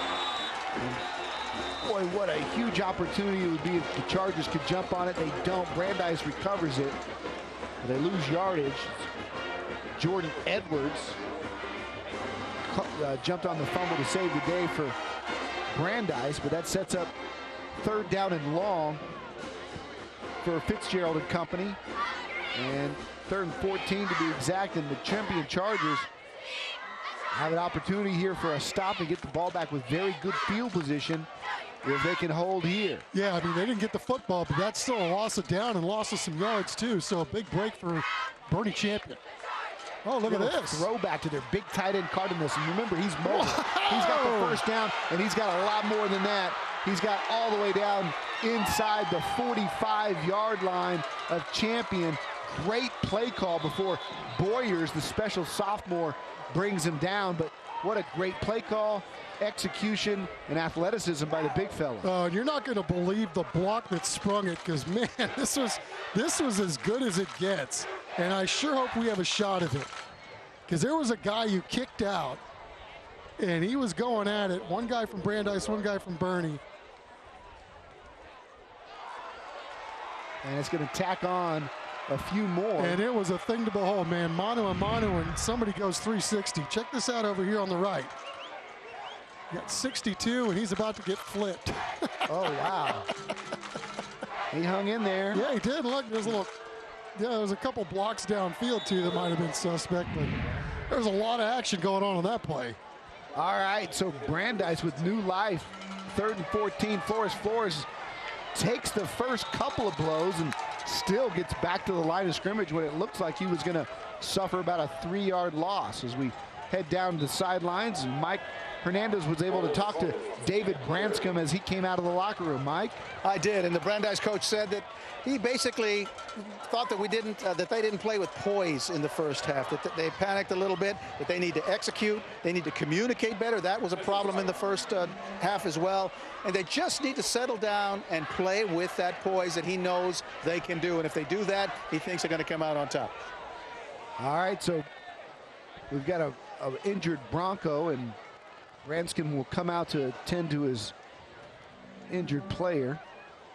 Yeah, Don, and as we wait for this, you know, we talked about the trials and the tribs that's going on over at Brandeis, and this has been a rough day for the entire Boerne Champion community as well. I mean, if you take a look at the chain gang there, and a young man with a baseball cap and the glasses is Jeff Bogle, and he was telling me that one of their longtime educators, Delton Kittrell, passed away late last week and was laid to rest today. And he worked the chain gang for many, many years, was an educator, a coach, did so many things in the Boerne community, and all their guys are wearing black tonight to pay tribute to Delton, who they said was just universally loved, didn't have an enemy on the planet, and those guys all sticking together. And again, man, some of these real life things that people are dealing with, and just thoughts and prayers are with everybody that's dealing with the loss of Delton Kittrell tonight. There's people all over the state of Texas dealing with loss after Harvey as well, and so it's a tough time, but we're glad to bring a little bit of a distraction with some football tonight as Fitzpatrick stumbles forward for about a yard, maybe 2. And that's a great thing about high school sports in every community.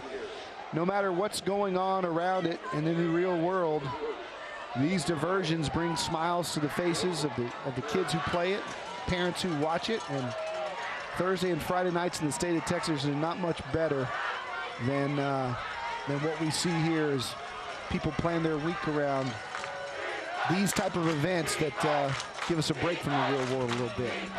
Preach it. 3rd down. They hand it to Flores, and he has stood up. Ben Chapman was there, coming in with force. Zach Blauser as well. They're going to set up a 4th down. The irresistible force and the immovable object on that one. That was 2 guys going tete-a-tete. Interesting decision here. Not really much of one at all at the 42. Flores will come out to punt it away. Man, how talented is this guy? He's your kicker. He's your punter. He's got a touchdown. He's your rusher. He's even the singer in a rock band. He can do it all. Maybe that's why they named him twice.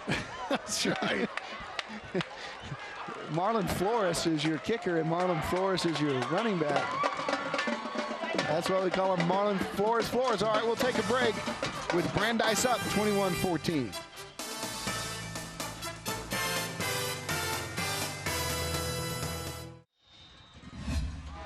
Welcome back to Birdie. It's the America's Diamond Smile Cam, and we were also out at the Champion Pep Rally. They do it up big as well.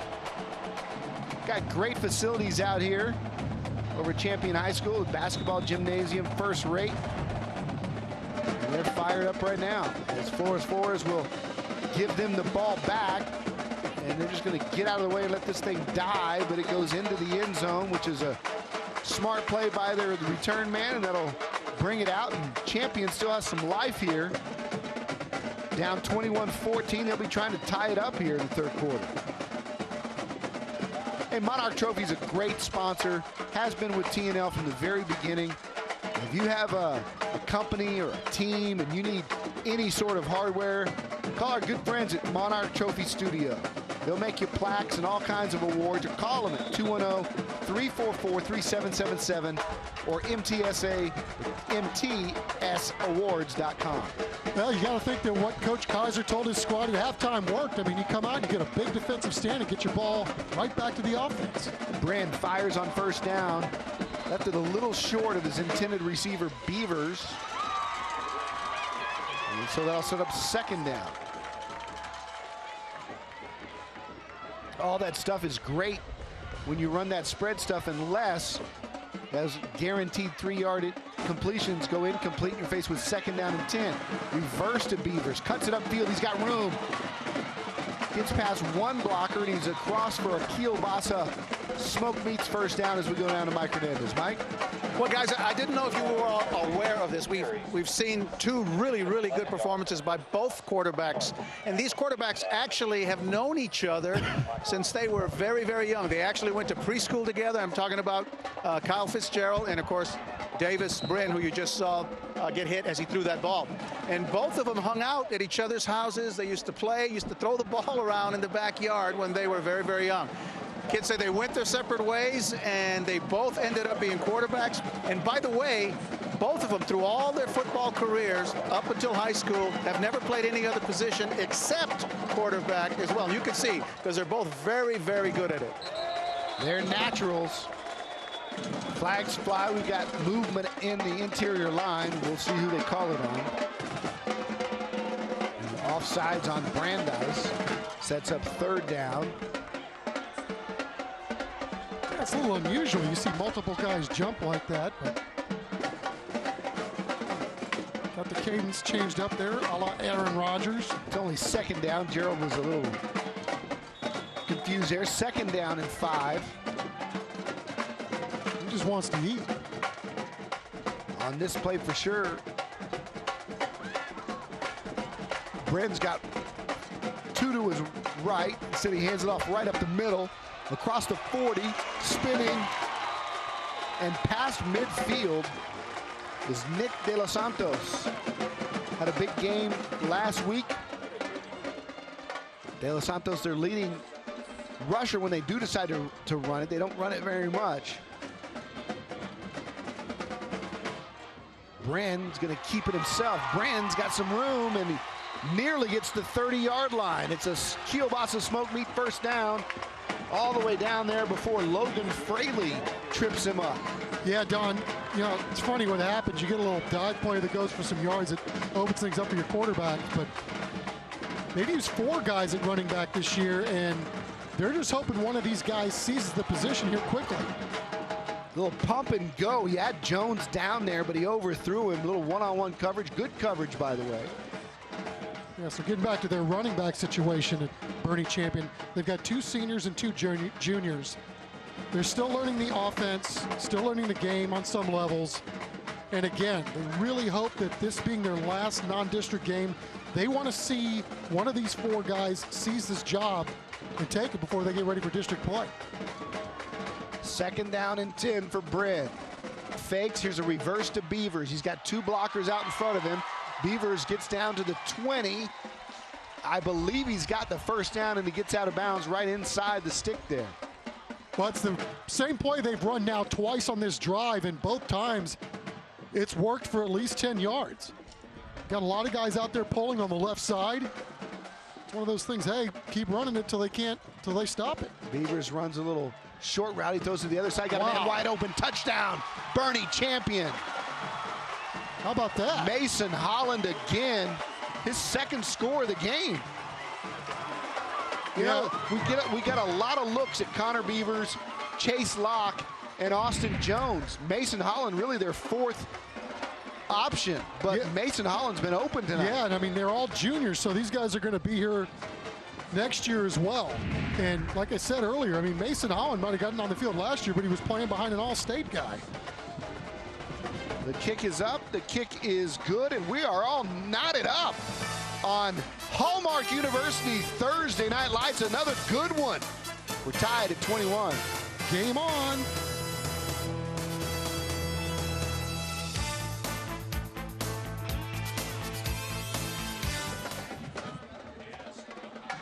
Welcome back to Boerne. We're Brandeis and Champion all knotted up. 19-yard touchdown from Brendan Mason Holland. 7-play drive, 80 yards, only took a minute and a half.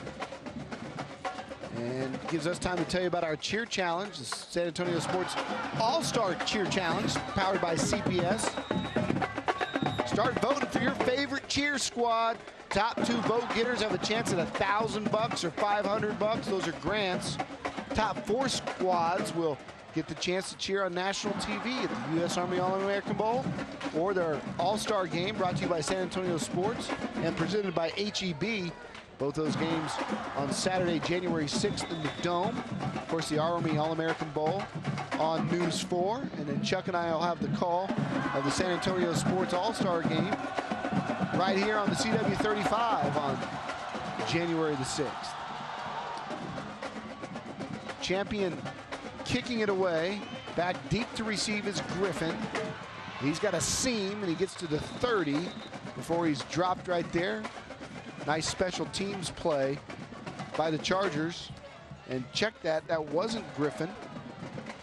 Jalen Johnson. Jalen Johnson again back there getting the return snaps. And they need to give Griffin a break, man. That kid's everywhere, so makes sense to give him a break at some point. Yeah, he was a little bit dinged, it looked like, too. He took a big shot there, went up in traffic trying to get that pass towards the end of the first half. And speaking of that, how big was that drive by Champion to end the first half? They come out, immediately got a stop, then went right down the field and tied this football game. So that's back-to-back drives resulting in 6 points. All right, so now it's Fitzgerald's turn. Looking for a seam, took another big shot. Those interior linemen for Champion, both of them, as we talked about, big-time players, and that one right there was Taylor Posey coming across looking like DeMarcus Lawrence in week 1. I mean, Taylor Posey's gotten offers from UIW, Air Force, and some others, and you know, they got Corey Collinsworth, we called tonight, who's getting looks from UTSA, SMU, Texas State. We talked about Boyers. I mean, these guys have got some players now, and then we're not even talking about, remember their 6'5", 225 defensive lineman, Chris Weber, that they had last year? Well, he's a guy that's developed so much on the baseball field that he's not out here playing football anymore, but the Texas A&M pitcher commit, we'll see if he ever steps foot on the A&M campus, because he's a Major League Baseball prospect. He struck out 15 and beat Forrest Whitley once upon a time. Wow. So tells you what kind of moxie that kid has. So we're talking about some guys that they're not even, that they could have out here that they don't, because that kid might have a career doing something else. Boyer's kid number 2 is a slam dunk as well. Hey, big play here, 3rd down and 7. Fitzgerald running right, throwing right, got a man, and it's caught for a 1st down. Just a really nice throw, and again, Griffin is dinged up, as you said. He's got it. And again, he took a shot, and now he's grabbing his left calf. The coaches could not say enough about the amount of work and time and effort that Jalen Griffin has put in. They said, you know, honestly, he wasn't the fastest kid, but through hard work and all kinds of conditioning, he actually improved his 40 time from 4.7 to 4.5. And, you know, he's gone from being the guy that they were hoping would develop to now he is that guy. He's their staple, as you can tell. I mean, they're wearing him out. 1st down and 10, another big 1st down, another crucial conversion by Fitzgerald. Kyle getting it done on 3rd down tonight. Hands to Flores. Flores, he's got the seam. He's got quick feet, and he's got a 1st down past the 50, down to the 45. Hey, time to tell you about our another one of our Texas silk screen and embroidery player profiles. Chuck, you're talking about the other 2 guys, but 64 is not bad either. No. Trankley Mahler, defensive end, look at that GPA, 3.7. Only Don Harris could top that. Eagle Scout, National English Honor Society, doing the FAA thing. Of course, he likes hunting and fishing. That's our guy. Flores spins. Look at him, still fighting across the 35 down to the 34. If you add up my GPA from all 4 years, it might add up to 3.7. I don't think you could take mine in the 6 years I was in high school and get it to 3.7. So you're in good company, bro. 1st down. Here come the Broncos trying to answer Champion after they tied it up. 3:50 to go here in the 3rd quarter. Maybe a change of a play call here for Fitzpatrick, who hands again. Flores still on his feet. Boy, he has great vision and great patience to wait, find the hole, and then explode through whatever he sees with incredibly nimble feet. Yeah, good functional speed, as they say. And I mean, I guess he probably owns some of that on the soccer field. It's funny how many of these soccer guys now have gone into other sports. I mean, you always think about Steve Nash being one of those guys, and you know, obviously it takes a lot of athleticism to play that. Speaking of athleticism, how about 49 showing up on that play? Patrick Dean upending Fitzgerald. Tell you what, we got us a football game. Kind of looked like it was going to be one of those games that both teams would be going up and down the field, but look at that. Even held, he's able to get through and make a play. But these defenses have really bowed up, and we talked about the youth of the Brandeis defense. It's kind of been the same for Boerne Champion on both sides of the ball, too. So now we're seeing a lot of these guys grow up right before our very eyes. Another keeper for Fitzgerald, showing speed. He's really good with that play fake on the zone read, and more often than not, his sleight of hand creates good opportunity for him to make a gain. Yeah, you definitely have to pick your poison on the outside, but the object is you got to make sure that the quarterback gets rid of the ball. That's your goal number 1. But they've whiffed on that a couple of times, and you know, again, Fitzgerald showing a really nice moxie with his feet and with his arm, and he's a little more athletic than I thought he was coming into this football game. It's nice to finally get him a chance to see and watch him play for a whole game. I mean, I knew he could throw the ball, know he's got the measurables, but he's a lot better runner than I gave him credit for. Inside handoff to Flores. That time he's taken down for nothing. And again, the quickest guy in there coming from the outside defensive end position was Taylor Posey. I don't know if he got it. That'd be another huge stop. It's close. It is. Oh, they gave it to him, huh? Well, they give him the 29, and the chain was halfway between 29 and 30, so they are going to give it to him, and that'll be another kielbasa smoke meets. 1st down for Fitzgerald and company. Here we go, trying to answer. Keep moving the chains. The fade again to Griffin.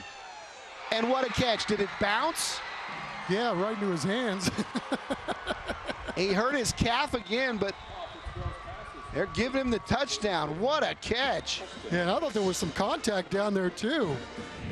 The slow-mo's going to, this ball, I thought he had it, and then I thought he lost it right against the ground, but no, he just double kind of clutched it before he got to the ground. Great catch. Yeah, and there really wasn't contact. I mean, there was, but it was just Jalen doing a really nice job getting a little left-hand action in there and creating just an inch of space in order to come down with that football. And you're exactly right, Don. He's got a calf issue. Looks like they're working out a cramp. He's just cramping up. Pickle juice and Gatorade, brother. I feel you. Or an IV if you're in the NFL. Watch this. He double clutches it once and then gets it back right there, and it didn't hit the ground. No, that was an outstanding. Laying out flat for that one. Wow. He has been very, very impressive tonight. And good to know that it doesn't look serious. Hey, coming up tonight on the CW35, right after Hallmark University Thursday Night Lights, stick around. We've got Fool Us with Penn and Teller. And then we got another season of Whose Line Is It Anyway? That's all coming up on the CW35 after Thursday Night Lights. Well, players making plays. I mean, Boerne Champion, 2 straight drives where they score and get this game tied up. And then Brandeis picking up a key, 4th and short to extend the drive, and then they go for the jugular, hit the home run with Jalen and Fitzgerald hooking up. So these guys have vaulted right back into the lead, and we'll see what Boerne Champion's got up their sleeve to counter, because they've been moving the ball quite well here recently. The kick by the right-footed, not Marlon Flores, but rather Javier Sebastian is good. And Brandeis is back out in front, 28-21.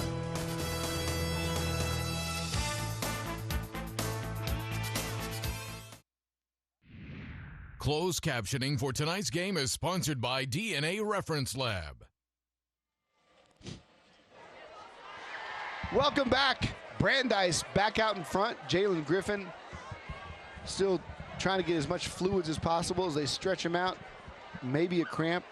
Doesn't look like it's anything more serious than that, but it's now the right leg. The earlier looked like it was his left calf. Those things, hey, Chuck, you're my age. Those things wake you up in the middle of the night when somebody unzips the back of your leg and tries to stuff a baseball into your calf. You know, I can remember one time being in high school where I was just laying on the ground listening to my Van Halen records, and all of a sudden both legs locked up. It's just funny where it comes from, and man, they are painful. You can't get them worked out. I mean, I know I'm not telling anybody anything they don't know. But I guess I just did. Oh, I hurt just thinking about it. All right, little pooch kick. It's going to go right out of bounds. Flags will fly, and Champion will take the spot 35 and take the football, and they'll try to answer. It's been an exciting night as the teams have just gone back and forth here. Really shouldn't surprise us. This was a 24-21 ball game a year ago. And before these two teams get into their very tough district play, they schedule each other, and it's been fun to watch. Yeah, it has. I mean, about what we expected, too. And just wait. If you think the first 3 quarters have been good, wait till the 4th quarter, because I got the uniform czar observation of the night coming up. Oh, I'm sure the game's sure to hit a lull there. Firing to the right side is Bren. Gain of about 2. I look forward to that, though, because you do have good observations, because it's not even something that I consider when I'm watching the game. You don't consider uniforms? No, not very often. We've got, we've got some observations here tonight. You don't know if it's going to be negative. You don't know if it's going to be positive, but it is going to be not entertaining.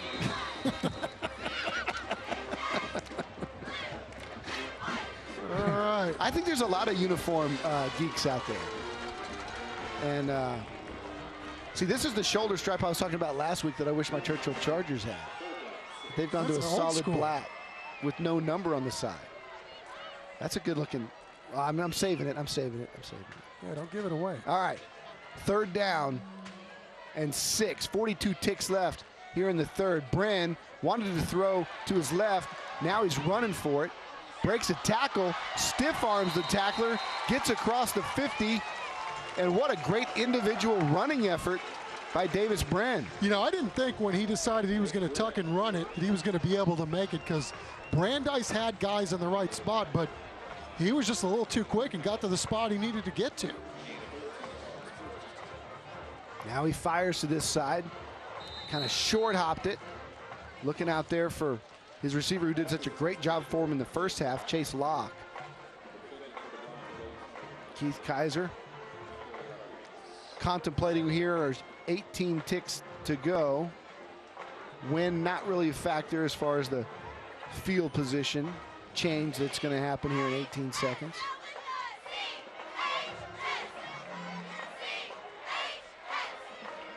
Inside handoff.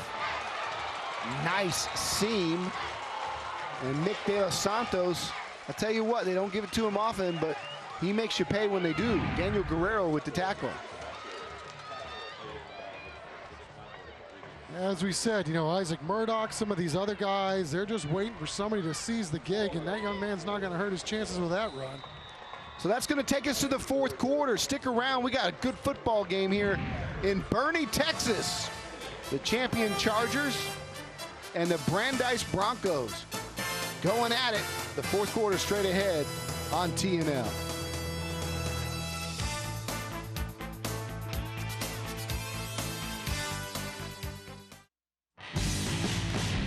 Welcome back. It's our Wellness for Life by Dr. Pinkston. Third quarter highlights. Mason Holland scored his second touchdown of the football game on this nice pass from Bren to tie it up at 21, but Brandeis answered, even limping. Jalen Griffin is good enough to catch that fade route. What a nice ball and a nice catch as Brandeis goes back out in front, and that is our Wellness for Life by Dr. Pinkston third quarter highlights. About what we expected, right? Mason Holland lining up again. Right at about the 38-yard line. Here as we go on in the fourth quarter. First down. De Los Santos up the middle. He's got room. Ball's on the turf. And Brandeis thinks they have it. I don't know if they were going to rule him down or if they're going to give it to the Broncos, and they give it to the Broncos. Great recovery by number 9 of Brandeis, and that's Michael Urias. I don't know. I mean, from my vantage point, it's out. I would have gotten it wrong. It's out. Those guys Sure doing a good was. job tonight. We do have an injury timeout right now, so we'll head to commercial break and wait and see how they sort this out. We'll be right back.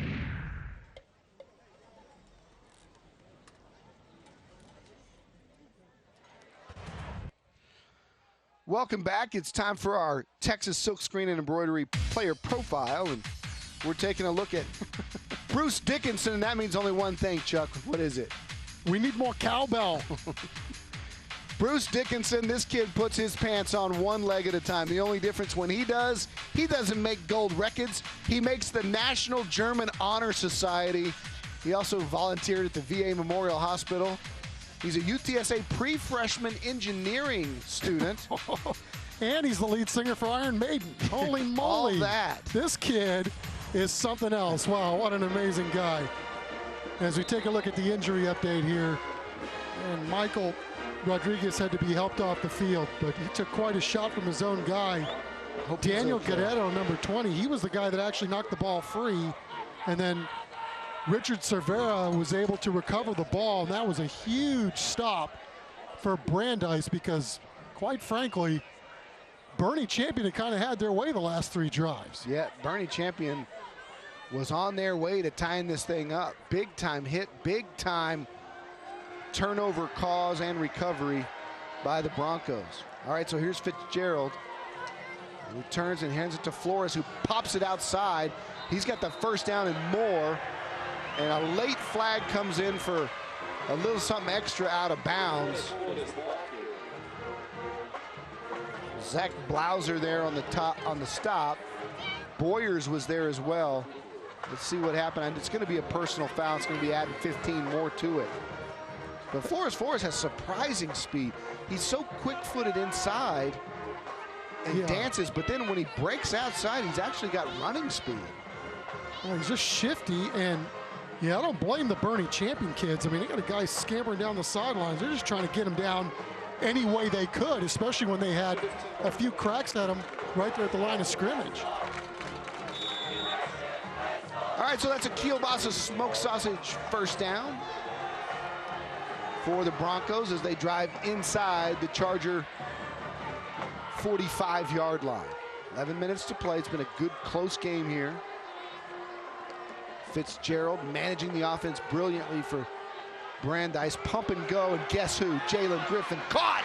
Touchdown! Broncos, Jalen Griffin. What cramp!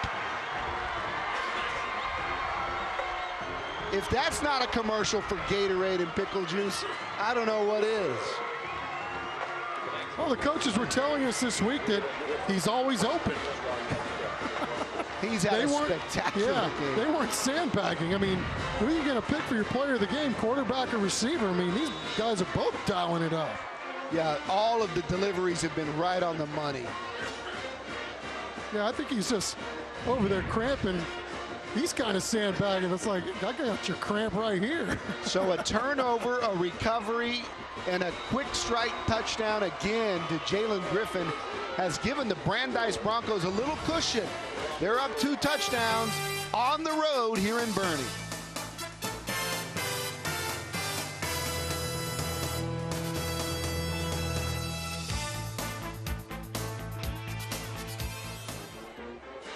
Welcome back to Boerne, Texas. We're at Boerne ISD Stadium, where the Brandeis Broncos have gone in front 35-21. Just a 2-play drive, 41 yards from Fitzgerald to Jalen Griffin. And that young man with his 3rd touchdown of the night. Hey, we told you earlier about all the great things the kids are doing in the community all over this area. San Antonio Sports and the U.S. Army are recognizing teams that have exhibited key values that go beyond the game. If you want to learn how parents, teachers, and coaches can nominate teams that go beyond the game, just visit sanantoniosports.org and also watch next week's TNL halftime show for teams that are going beyond the game. There's a lot of them doing great things out in this community.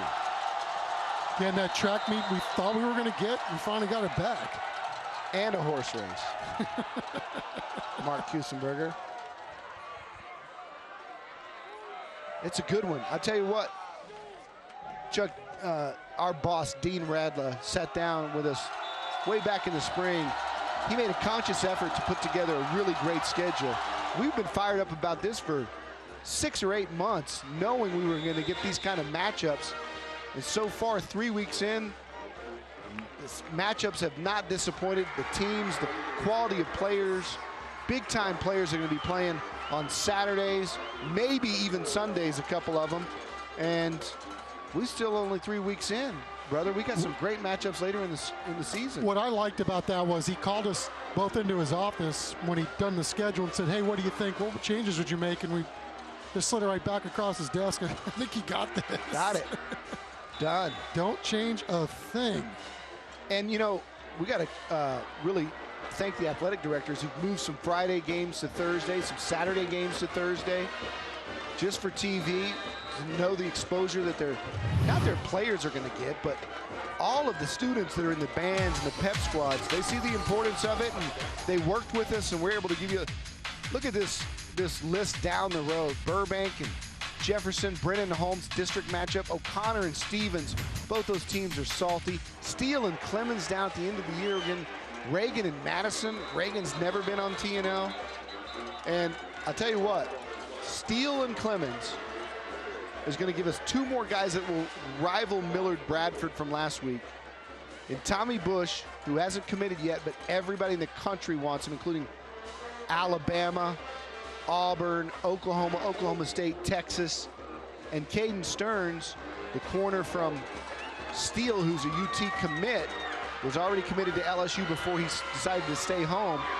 And those guys are top-notch, top 10 athletes at their position in the entire country.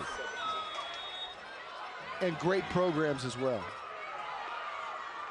Roger that. Second down and 17 for the Chargers. Bren, straight drop. He fires deep. He's looking for his guy and just over the outstretched hands of his intended receiver, Chase Locke. And then we got these cheerleaders bouncing all over the place, too. I know you have those kind of hops, Chuck. Oh, yeah, right. Our America's Diamond Smile Cam. I could do a somersault back in the day. Focusing in on these champion cheerleaders. They're athletes in their own right. Oh, jailbreak. Good pressure. Coming to Brandy, has to unload it, and they'll have to punt it away, will the Chargers. Yeah, it's one of those. They were trying to set up a screen, and there was just all kinds of confusion. Brandeis mistimed their blitz last play, and it almost burned them. I mean, they were just a whisker from completing that bomb. Noah Lewis with good pressure there. Yeah, that's one of those, you know, the play was set up to let those defenders come in and crash, but when the receiver's not turned around, you're going to have some issues. All right, so Charger Nation looking for another glimmer of hope to get them back in this football game. But we've got a delay a game on Champion that'll back them up a little more. They've got the punter, man, I'm telling you. Cade Pollard, already been looked at by UCLA and others. But he's not in the football game right now. Jackson Pickett's going to punt it away. And Griffin's going to let it bounce, and this one takes a great bounce inside the 25, all the way down to the 23-yard line. Brandeis leads Boerne Champion by 2 touchdowns, but we've got 9:48 to go.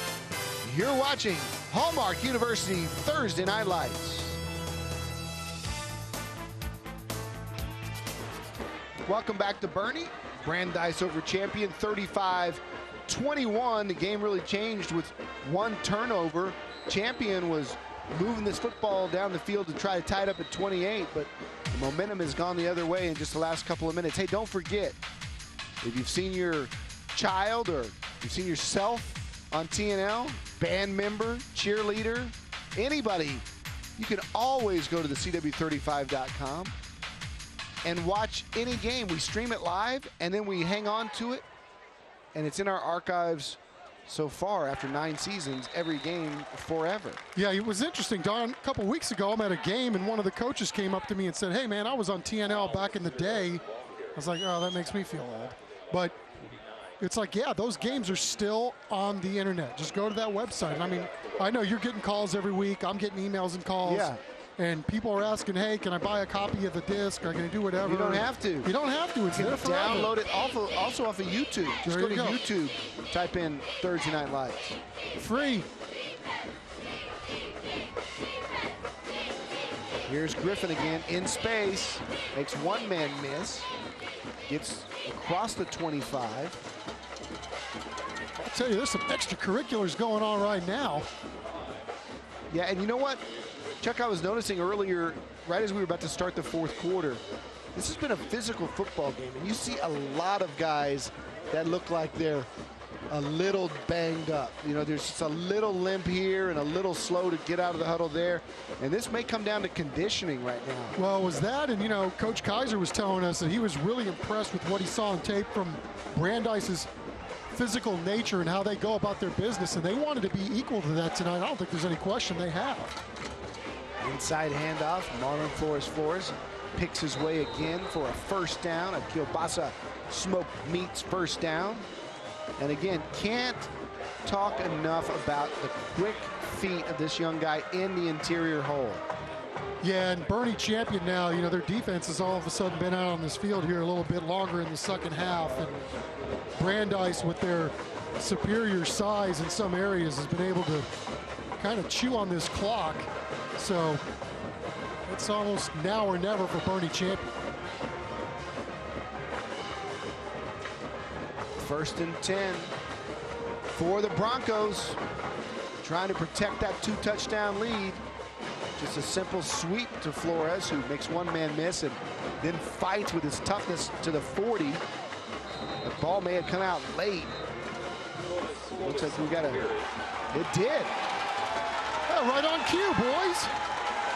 Nice defensive play by the Champion Charger defense. You know, that's the one thing about Flores. He's going to continue to fight till the very end, and while he was upright, somebody was able to knock it out. Yeah, somebody else was fighting to the very end. There you go. He's chugging for that extra yard, and then it's second week in a row we get to say, let me see you strip. It was Justin Allen. Justin Allen with the strip. And he recovered it as well. Nice play by Justin Allen. Brand got hit as he threw, and it might be picked. It's incomplete, but boy, did he take a shot. He got up. Two Broncos did not, and now there's limping off the field. I can see he's got a little rib protector there, but I'm sure he felt that one. It is almost impossible not to. When you're throwing a football and you're exposing your ribs like that, I can't believe he got up. And 42's got Noah Lewis. All my respect for walking off the field when he probably should not have. Tough kid. Note to self, collision nominee. 35-21, 7 minutes to play. Here's a new ball carrier right up the middle and still on his feet. That's Drew Wood. Coach is going to have a lot of tape to look at. He's talking about his four guys. He wanted somebody to assert himself, and every one of these guys has made a nice run when they've gotten a chance. Big play for Wood. We give it to him again, and now it's keeping it. Is Brand to the 20, down to the 19. Inside the Miracle Mattress red zone. Nice play fake by Brand to keep it. You see if they go back to the air. Remember, they had a couple of touchdown passes, and just by their sheer play design, guys have been wide open for touchdowns here tonight for Boerne Champion. Champion trying to get back in it. Beavers wants to throw it.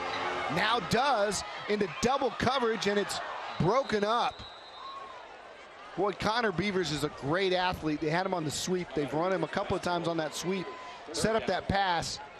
He wanted to throw early, it wasn't there. He wanted to throw late, it wasn't there, and he's lucky he didn't get intercepted. Yeah, I would say so. Double coverage. I will just leave it at that. He knows. A fantastic athlete. Yeah, no doubt. Really fast. Great group of receivers here for these Chargers, and Beavers and Chase Locke and Austin Jones and Mason Holland, who's got 2 scores tonight. Didn't get home. Premature snap there. Or was it offsides? Encroachment. Nope. Move the chains, and that's an automatic first down as they go past the yard marker, which is going to make it 1st and goal. Yeah, trying to get home too early and trying to guess the snap count, and it just did not work. All right, so here we go. Champion trying to make it interesting. Down 2 touchdowns. Plenty of time, though. Inside handoff to Wood. He spins inside the 5, down to the 4. How about this guy, Drew Wood? Yeah, and not only that, I mean, I don't know that we've given the big uglies up front much love tonight, and we should, because they're opening up some pretty big holes there. Doherty, Wilburn, Stone. Wood, touchdown. Dabbs and Wright all making that happen on that drive. Just like that, we got us a football game again. That young man comes into the football game and makes an impact right away. A big run right up the middle on his first carry, and then takes him inside the 10, and then finishes the job taking it inside the goal line. Well, as we said about this Boerne Champion offense, just one returning guy from last year, and it's his quarterback, Davis Bryn. Of course, you're going to have one guy come back. He may as well be the guy, but they've got 5 new guys up front. They're all doing the job tonight. Critical miss, though, on the extra point. We'll leave it at 35-27 instead of 28. So we're looking at an 8-point deficit, still a 1-possession game, but Boerne Champion's back in it here. We're going to have a fight to the finish. when we come back to Boerne, Texas.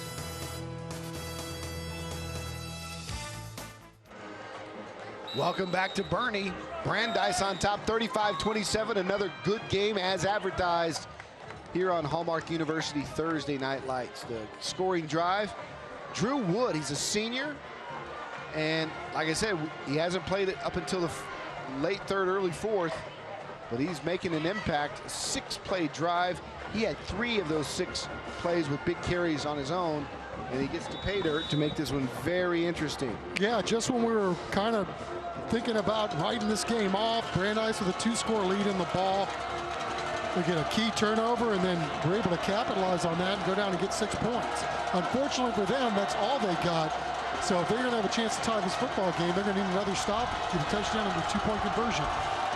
Connor Beaver's kick is away, and he kicks it long, and he kicks it all the way down to the goal line again, and Brandeis brings it out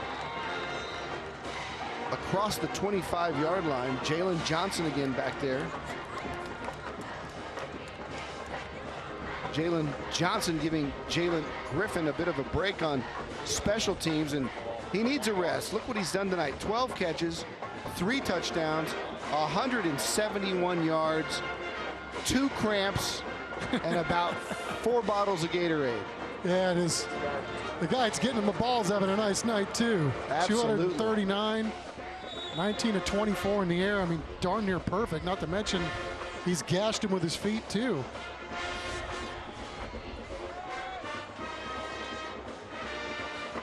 Griffin threatening the all-time TNL receiving yards in a single game record. We've been doing this 9 years. Lee Terrell from Brackenridge back in 2014 had 174 yards. So he's only 1 shy of the TNL record. Tell you what, some extracurriculars again. I think Boyer's getting after it with somebody. He took a little shot there from a Brandeis kid. He's fired up. Tell you what, it's a pretty big 15-year-old. He's just a sophomore. If you missed the beginning of the broadcast, he's already committed to TCU. Was offered as a freshman to play baseball at TCU. But I tell you what, they think he's going to be a heck of a football player here too before it's all said and done. He's already a heck of a football player. Yeah, newcomer of the year as a freshman. Look out. Look at Fitzgerald go. And a nice tackle and a late hit, and they get called for it.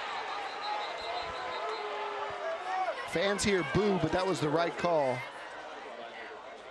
Justin Allen doing a great job there to make the tackle, and then another Charger flew in there late. Yeah, it's at the point in the game where, you know, that's about the 3rd one we've seen, and that's the first time they've called it. And, you know, at some point they got to get control of this, and Coach Kaiser not having any of that. Pulled the young man right out of the game. Yeah. That's one of those things you've come back to cut it to a manageable 1-possession lead, and you just want to stop on this drive, and you cannot afford 15 yards tacked on. You know, Don, I've always said, I mean, I don't know how, and I never played any kind of football like this. You're running around, it's a contact game, you're playing hard, and it is hard to change gears. Yeah. You know, it really is. Especially when you're running as fast as you do. Yeah, and I mean, you know, it's a heated battle. I mean, by the very nature of the game, it's physical, obviously. I just don't know how guys can not go 100% all the time, which they do, but I mean, you know, just are able to not throw that extra switch every now and then. I think I'd be one of those guys. Well, You'd have to jerk me out, too. They catch a bit of a break because it was some offsetting penalties. And so instead of moving inside the 45, Forrest Flores has it at his own 45. And the Charger defense rises to the occasion to set up a 2nd down and 9. Patrick Dean over there making the tackle. Yeah, doing a really great job of holding the edge. And, of course, Taylor Posey's been everywhere. I mean, we were talking to the Brandeis coaches, and they said, well, you look at tape and 99 pops. And there's no doubt he does. I mean, he just looks like one of those guys that's going to be playing on Saturday, and maybe already should. Yeah, big-time physical down lineman who can run as well. We saw him On the backside, chased down a running back earlier. We'll throw it out here to Griffin in space. Ball hung up a little bit too late, and that gave the opportunity for the corner to close as Kyle Bowman came up from his corner spot to make the tackle. Fitzgerald would like that one back and throw it more on the line. Yeah, it's one of those two. You're playing a really tight zone, and just got to give a lot of credit to the guy that's out there making a tackle. Read that one all the way. So Champion wants to talk this one over. They've got a huge play for their defense here. 3rd down and 9. Remember, earlier in this football game, whenever there was a 3rd and 9, Fitzgerald has completed it and converted these very well tonight, especially in the first half. He had some comeback routes where he threw it. He had some called quarterback runs where he ran it. And of course, they got Jalen Griffin, who is going to be your obvious #1 target here. If you're the defense, you want to double him up because he's killed you all night.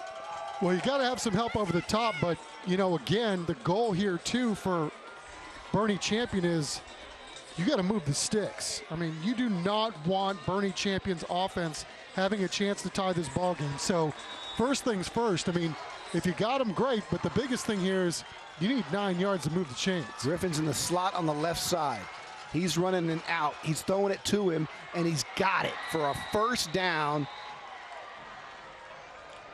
And that's just a play where he's a superior football player than everybody else on the field because they had him guarded. He just beat his man one-on-one. And you could tell the first-year head coach, David Branscombe, fired up about that.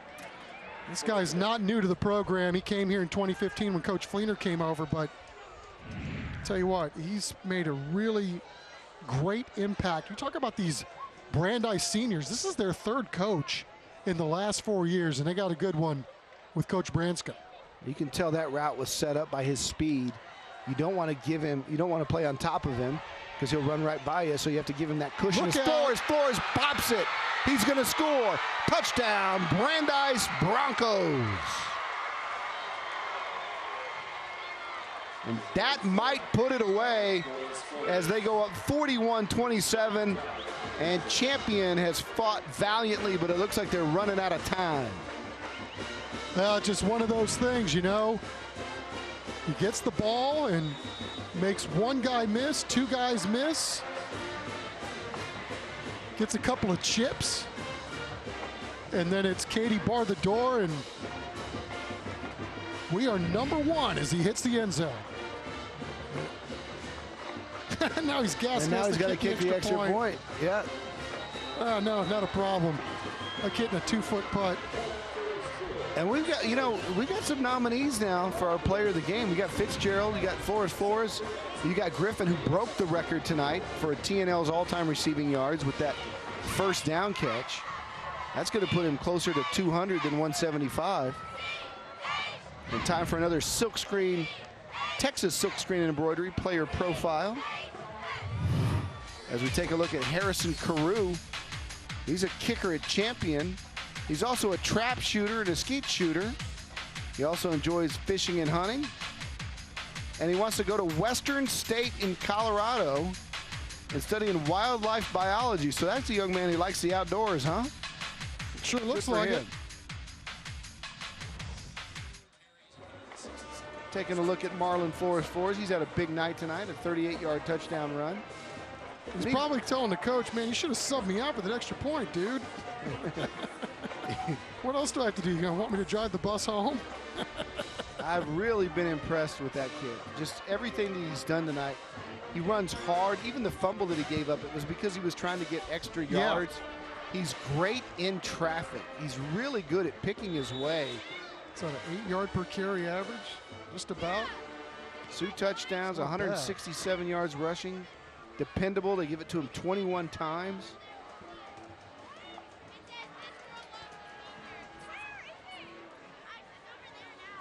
The Chargers will call a fair catch there, and both teams looking forward to the rest of their schedules. As we look at Brandeis's, they're getting close to zone and district play. They got Madison And then they get into that district. They got Clark, Taft, Marshall, Brennan, Holmes.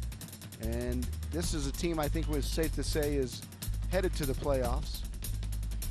Yeah, I mean, that's the best part of this zone play thing is that they really have a lot of time to let some of these younger guys grow up. And we've seen a lot of them take a giant step tonight. But yeah, this is a team that they've got everything that you need.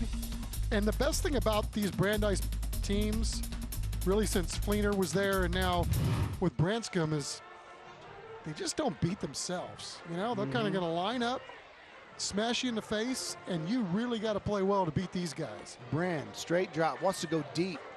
Has a man out there that the receiver and the defender kind of ran into each other. I'm surprised that was thrown, but it was thrown all the way from the line of scrimmage. So it wasn't the back judge, it was the linesman who threw it. There was contact. They're talking it over right now. I think it's uncatchable.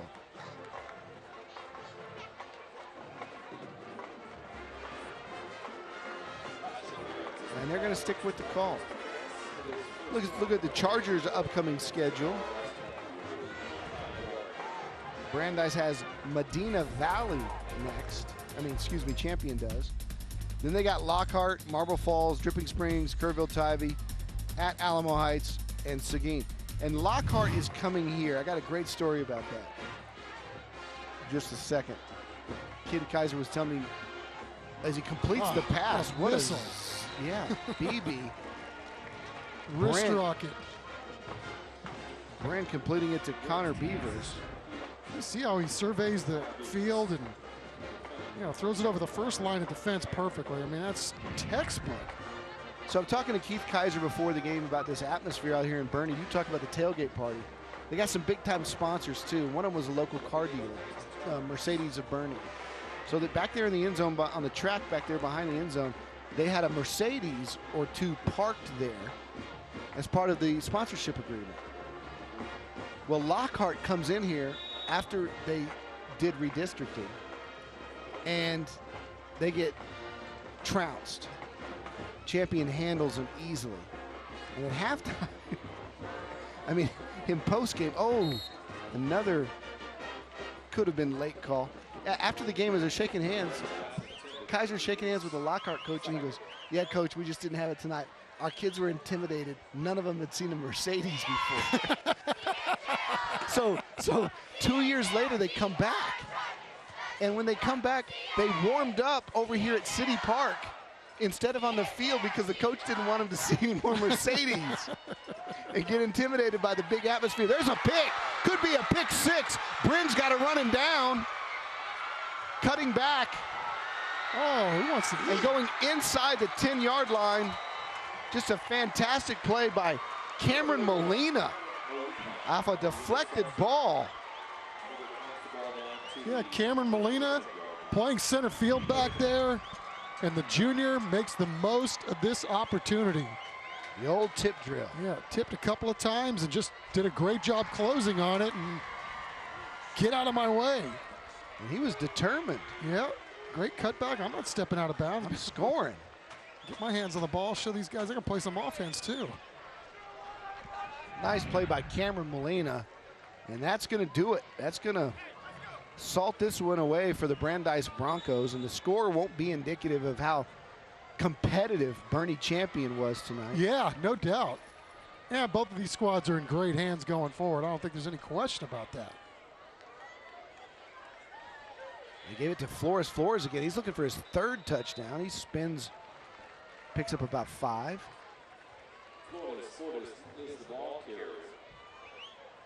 He takes the ball over the 10-yard line to the 7-yard line. It'll be second down. Great moment for the junior DB, Cameron Molina. 2nd down and 6 for Fitzgerald.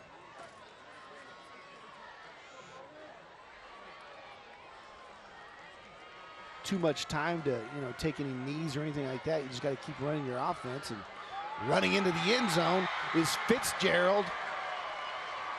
And that'll put another 6 on the board for the Broncos. Very impressive play, and we have really now got a split vote, I would think. I'm telling you, dude, it is a fist fight. We got 3 guys that are absolutely doing the job tonight on offense for the Brandeis Bronco. It's the Brandeis Broncos, Chuck. You can get the guy who threw it, you can get the guy who catch it, or you can get the guy who ran it. All of them deserving tonight.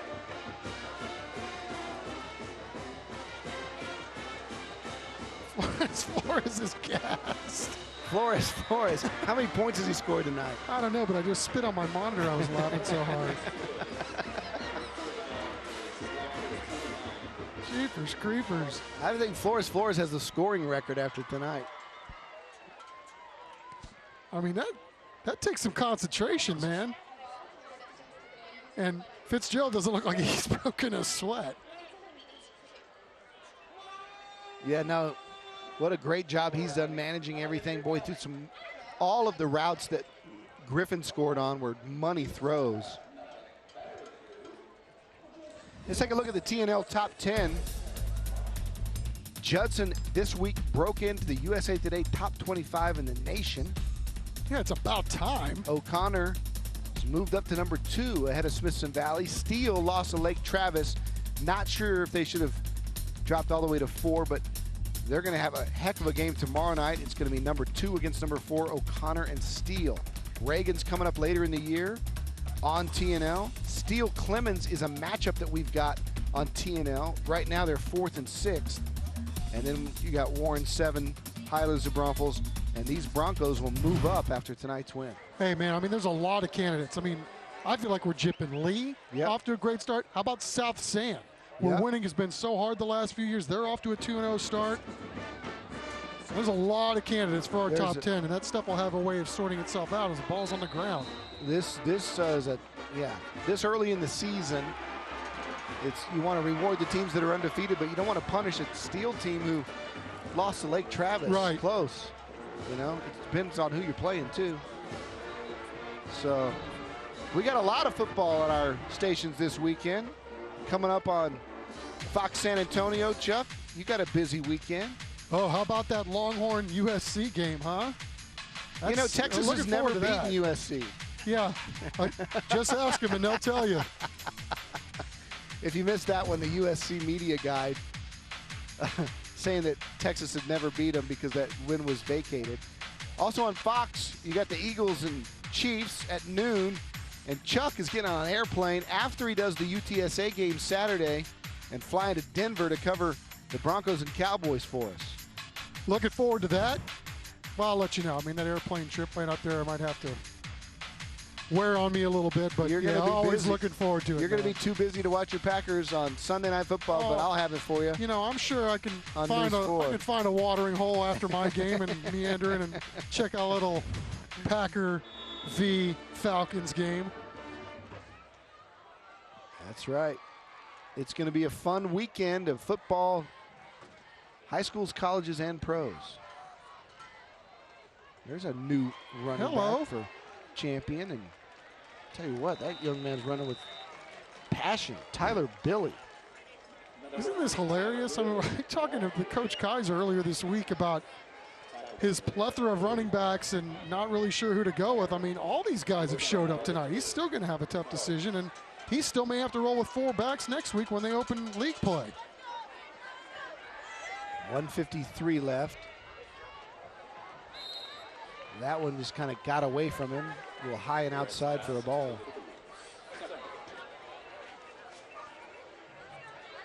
David Blanscombe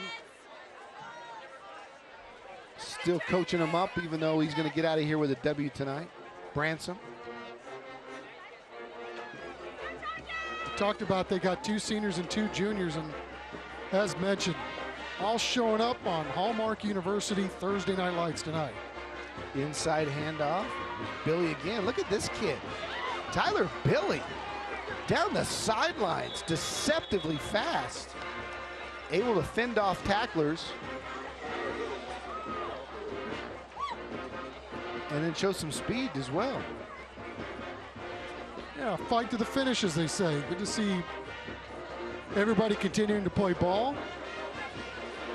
flag action on the field? Is this one coming back?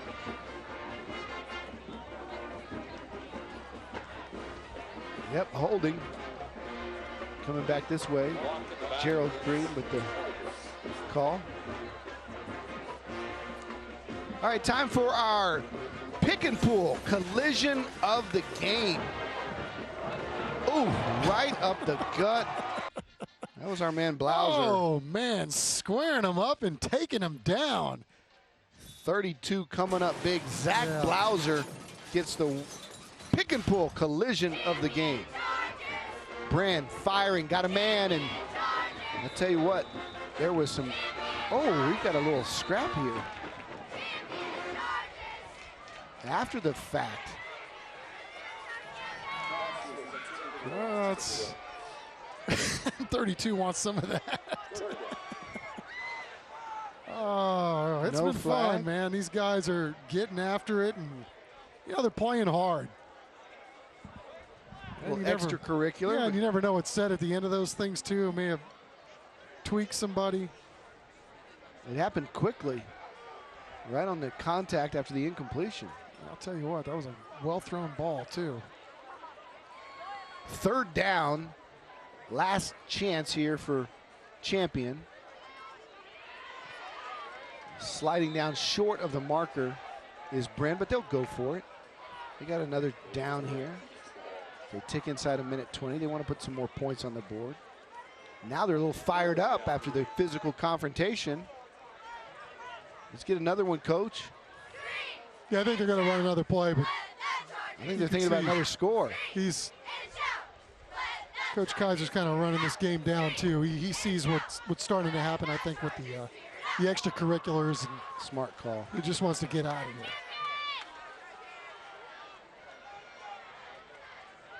Bren firing, caught, touchdown. Watch out.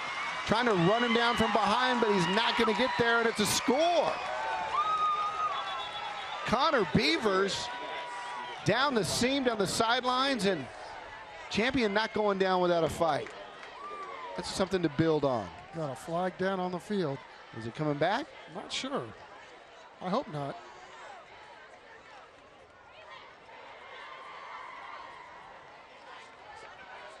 Was there contact? It looks like they are bringing it back. Nope. It's a personal foul after the score. So they'll mark that off on the extra point, on the kickoff. I didn't see what happened away from the ball. But I think both coaches will be content to maybe kick this thing off and take a couple knees and head to the house. Yeah, absolutely. Good stuff, though. Hey, good uniforms, Chuck. Oh, yeah. I want to point it out. You ready? So Yeah. I love Brandeis. I love the shoulder stripe. That's a good look. Old school. And it's old school. It's a classic look. The other thing I love about Champion, I love two things about Champion. I love the matte helmet. And I don't know if it's a gray purple thing they got going on there, but the matte paint job is spectacular.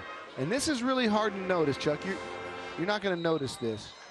But we're going to have to zoom in on a numeral on the gray team. Well, they also got the Charger on one side and the number on the other side. I love the number on the helmet and the fact that they're different. But the drop shadow on the jersey numeral, you see you got the silver number, but there's a purple drop shadow. Give me a chest or a back. Hold on. There you go. Zoom in on 34, 26 right there. See, oh, there you go, 78. See that drop shadow? Oh, that's gorgeous. Now, that's 1950s classic numeral. Dude. That's Baltimore Colts, 1950s classic right there. You lost me a drop shadow. See there, you just have the straight 43 or the straight number, and it's all blue. There's no secondary color. But Comic Sans font, huh? Oh, my goodness. Yeah, it's awesome. Yeah. Please take a knee, guys, and get us out of here. Yeah. I know you prefer Calibri or Times New Roman. I have no idea what you're talking about. All right, here's our play of the night, brought to you by Knight Office Solutions. It was that fumble. Champion was on their way to tying this thing up at 28 all. And that turned the tide as Griffin caught his 3rd touchdown of the night.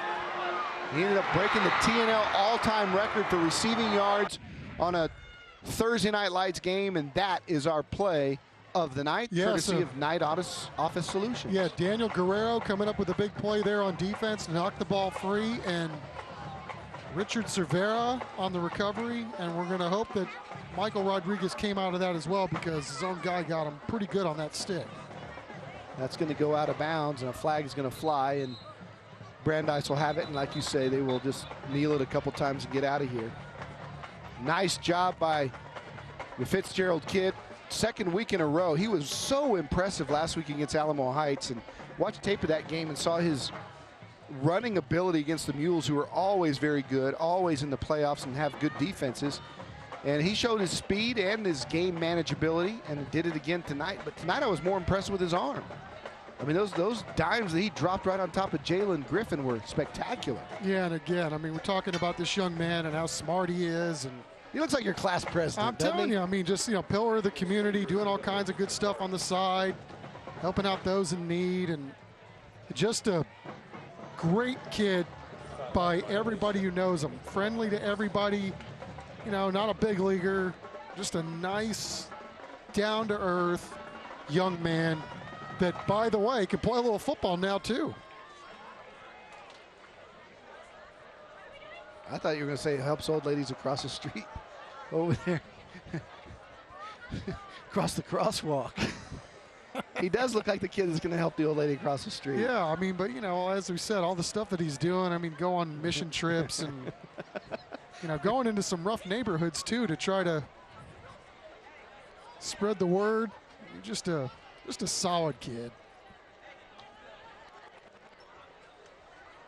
Hey, I want to tell you one more time about our cheer challenge. You've heard us talk about it all night. San Antonio Sports All-Star Cheer Challenge, powered by CPS Energy. Nominate your squad. They could win $1,000 or a $500 grant. And the top 4 squads get to be in the Army All-American Bowl or the San Antonio Sports All-Star Game presented by HEB. Both those games Saturday, January the 6th. So here's an inside handoff. That'll tick us inside 30, and that will probably do it. And the Brandeis Broncos will prevail here tonight, 49-33.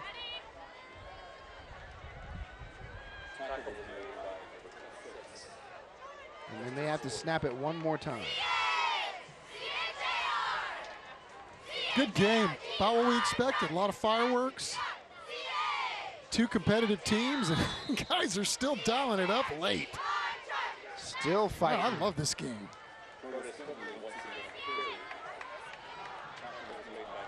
That one's for you, Mark. That one's for you. Yeah. Inspiring story of Mark Lara battling cancer, and his teammates going to finish the fight. That's their slogan, and they did just that tonight. Get healthy, my man. We're praying for you. The Brandeis Broncos victors here on the road in Boerne tonight. Good, hard-fought game.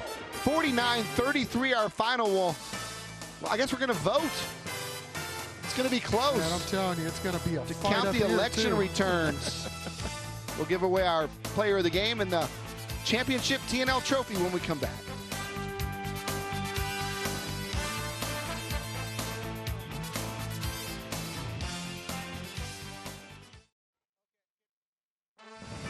Welcome to the Hallmark University Thursday Night Lights post-game report. Oh, yeah. All right, so we duked it out in the press box, and we've given all the information to our very own Sergio Dip. No, Mike Hernandez down on the field. Hey, buddy. And Mark Lara, too. Hey, Mike. How you doing? The trophy to Mark Lara. What do you think of your team today, huh? They fought hard and came out with W. All right, you know they did it for you, right? Sir. Give him a hand. I will. Okay, hey, awesome game. Congratulations. You guys really fought hard. I'm going to tell you something. In all the years we've been doing this, it's almost 190 games. We've never had this happen. We're going to have How do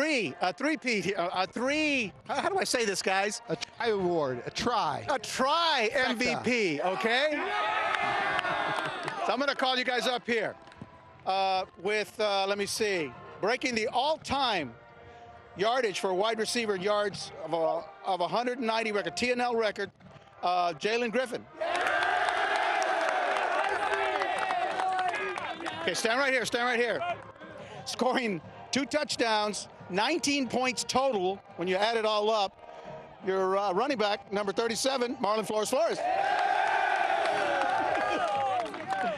And over 300 yards, total yards, 258 in the air, 5 TDs, 3 passing, 2 running.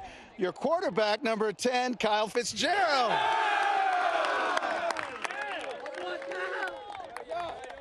Congratulations, guys. Okay, I can't get you all in the interview, but listen, I wanted to congratulate you on that. Was a great effort. We have 1 trophy here. You guys are going to have to split it up tonight, but we'll make sure the rest of you get it.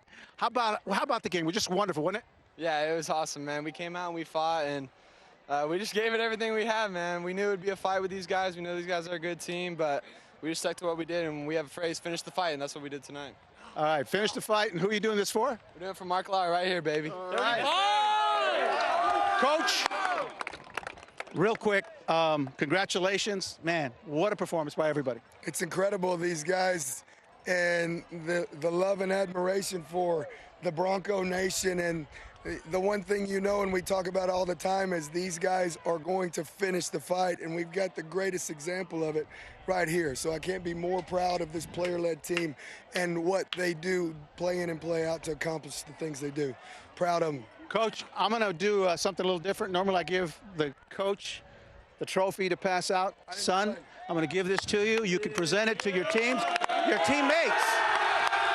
Winners tonight, the Brandeis Broncos by a score of 49-33. Congratulations. I can hear it more than that. Let me hear you more. Yeah. Back to you guys. That's great stuff. Mark Lauer will be in our thoughts and prayers. We'll be right back.